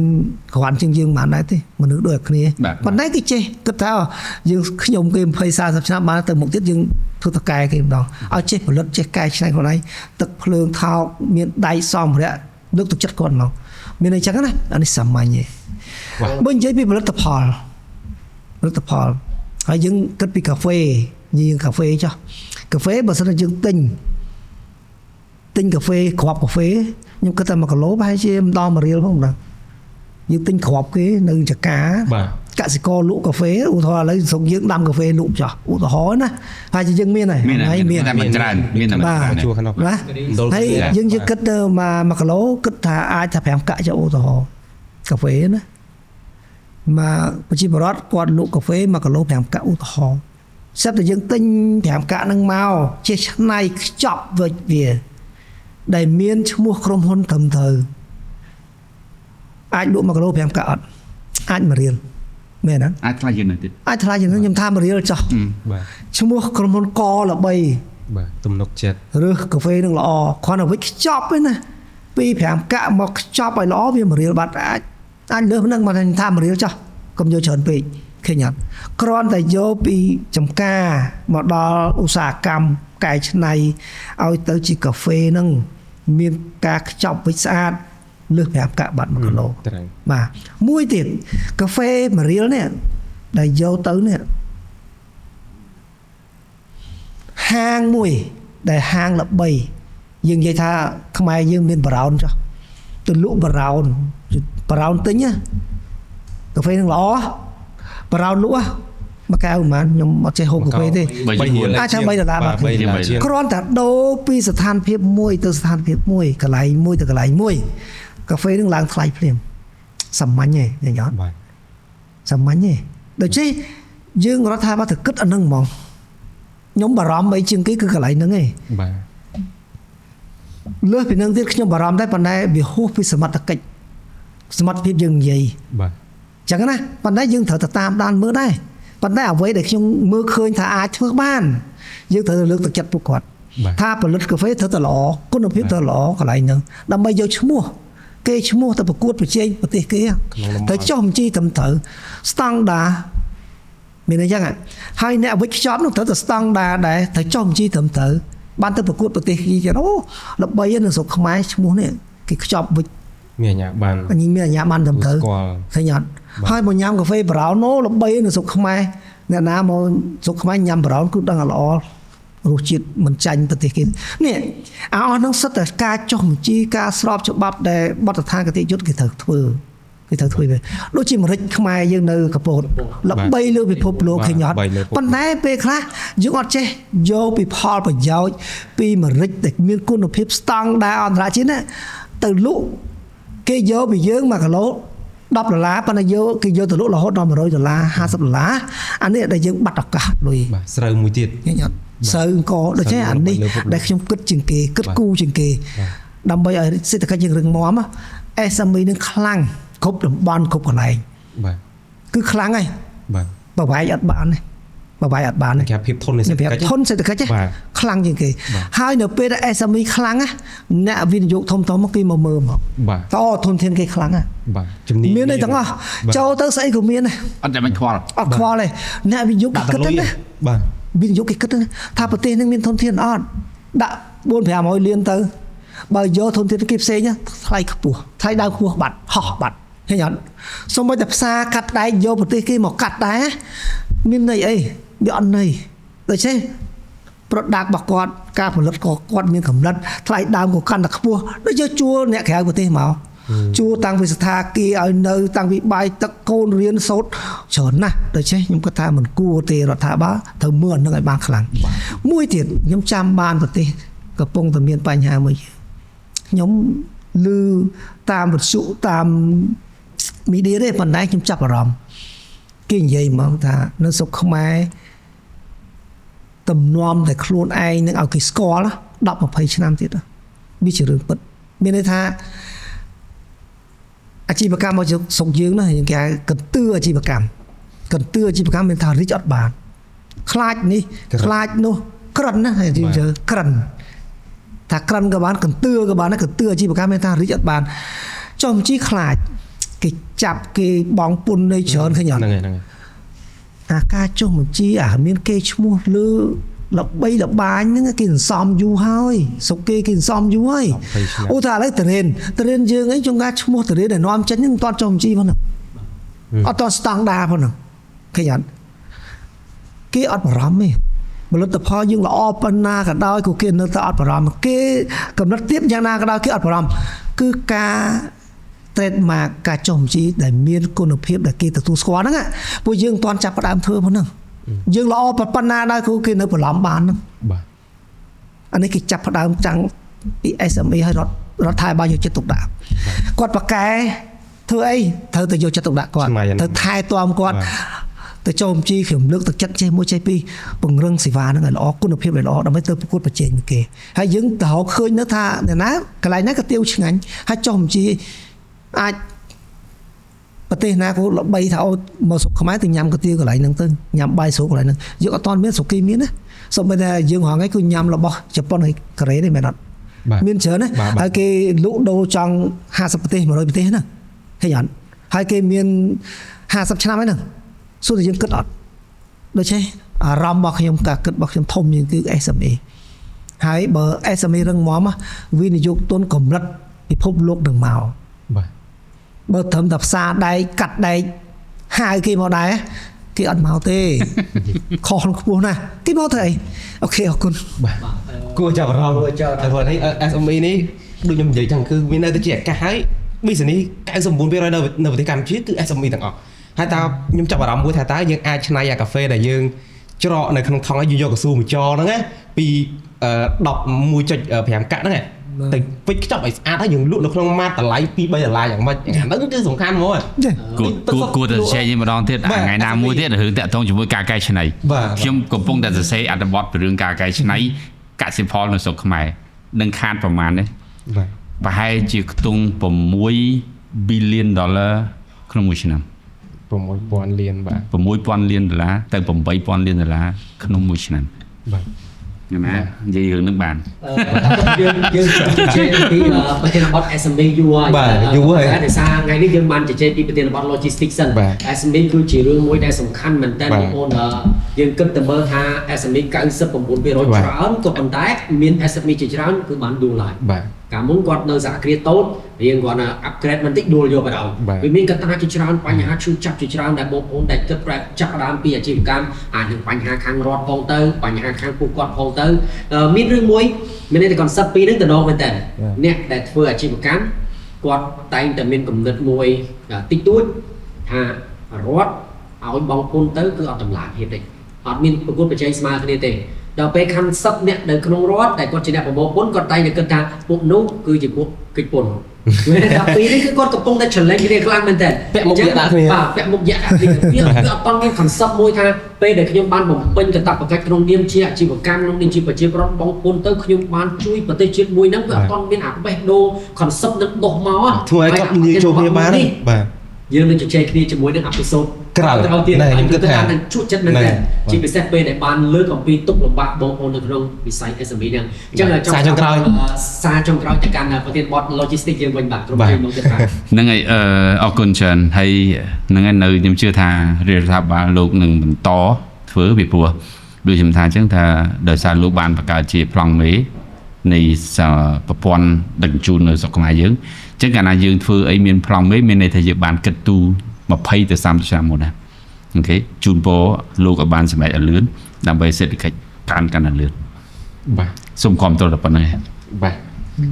ប្រិយមិត្តចាក់ podcast អរគុណមែនទែនសម្រាប់ការតាមដានទៅលើប្រធានបទសក្តានុពលនៃវិស័យដឹកជញ្ជូននៅកម្ពុជាហើយយើងក៏បានជជែកអំពីបញ្ហាប្រឈមមួយចំនួនហេតុអីបានវិស័យដឹកជញ្ជូននឹងគឺមានតម្លៃថ្លៃដោយសារតែយើងកង្វះនៅ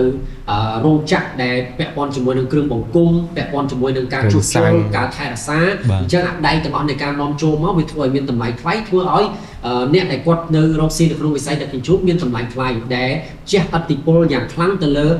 ប្រភពដើមដូចជាកសិកម្មឬក៏តម្លៃដើមនៃផលិតផលមួយទើបធ្វើឲ្យបំរែបំរួលនៅក្នុងទីផ្សាររបស់ពួកយើងគឺមានតម្លៃថ្លៃនៅក្នុងស្រុកហើយយើងបានជជែកអំពីភូមិសាស្ត្រដែលអំណោយផលប្រទេសជាតិយើងសម្បូរសម្បត្តិធម្មជាតិទាំងបឹងទាំងទន្លេទាំងសមុទ្រដូច្នេះគឺយើងក៏បានជជែកអំពីប្រជិកហ្វូណនដែលនឹងក្លាយទៅជា regional hub មួយនាពេលអនាគតនៅក្នុងការ connect គ្នារវាងប្រទេសចិនជាមួយនឹងឡាវអឺរ៉ុបអញ្ចឹងទៅបាទក្នុងតំបន់ប្រទេសកម្ពុជាយើងតាំងពីព្រំដែនគោករហូតដល់នៅក្នុងច្រកសមុទ្រជាដើមហើយនៅក្នុងនោះគឺជាចំណុចនៃការសនំពរពីខាងចាក់ podcast ខ្លាំងមែនទែនគឺពាក់ព័ន្ធជាមួយនឹងការវិនិយោគទៅលើការដឹកជញ្ជូនបងប្អូនកម្មការិនីរោងចក្រដែលយើងពិតជាចង់ឃើញការផ្លាស់ប្ដូរមួយនេះខ្លាំងមែនទែនយើងលើកទឹកចិត្តទៅកាន់ក្រសួងការងារក៏ដូចជាខាងក្រសួងសេដ្ឋកិច្ចជាពិសេសខាងអគ្គនាយកដ្ឋានពន្ធដារពិចារណាលើកទឹកចិត្តទៅកាន់អ្នកដែលគាត់រកស៊ីនៅក្នុងវិស័យដឹកជញ្ជូនពាក់ព័ន្ធជាមួយនឹងបងប្អូនកម្មការិនីរោងចក្រហើយនេះគឺជាអ្វីដែលបងប្អូនកម្មការិនីរោងចក្រចង់ឃើញការផ្លាស់ប្ដូរបានមែនតើក្រុមអរគុណបងអរគុណបងចំណាអរគុណបងចត្រាបាទចូលរួមជាមួយនឹងប្រធានបទ logistics បាទចូល2ម៉ោងហើយបាទចូល2ម៉ោងអរគុណមែនតើប្រិយមិត្តចាក់ខុស podcast ស្វាគមន៍ជាមួយនឹងប្រធានបទជាបន្តទៀតអរគុណ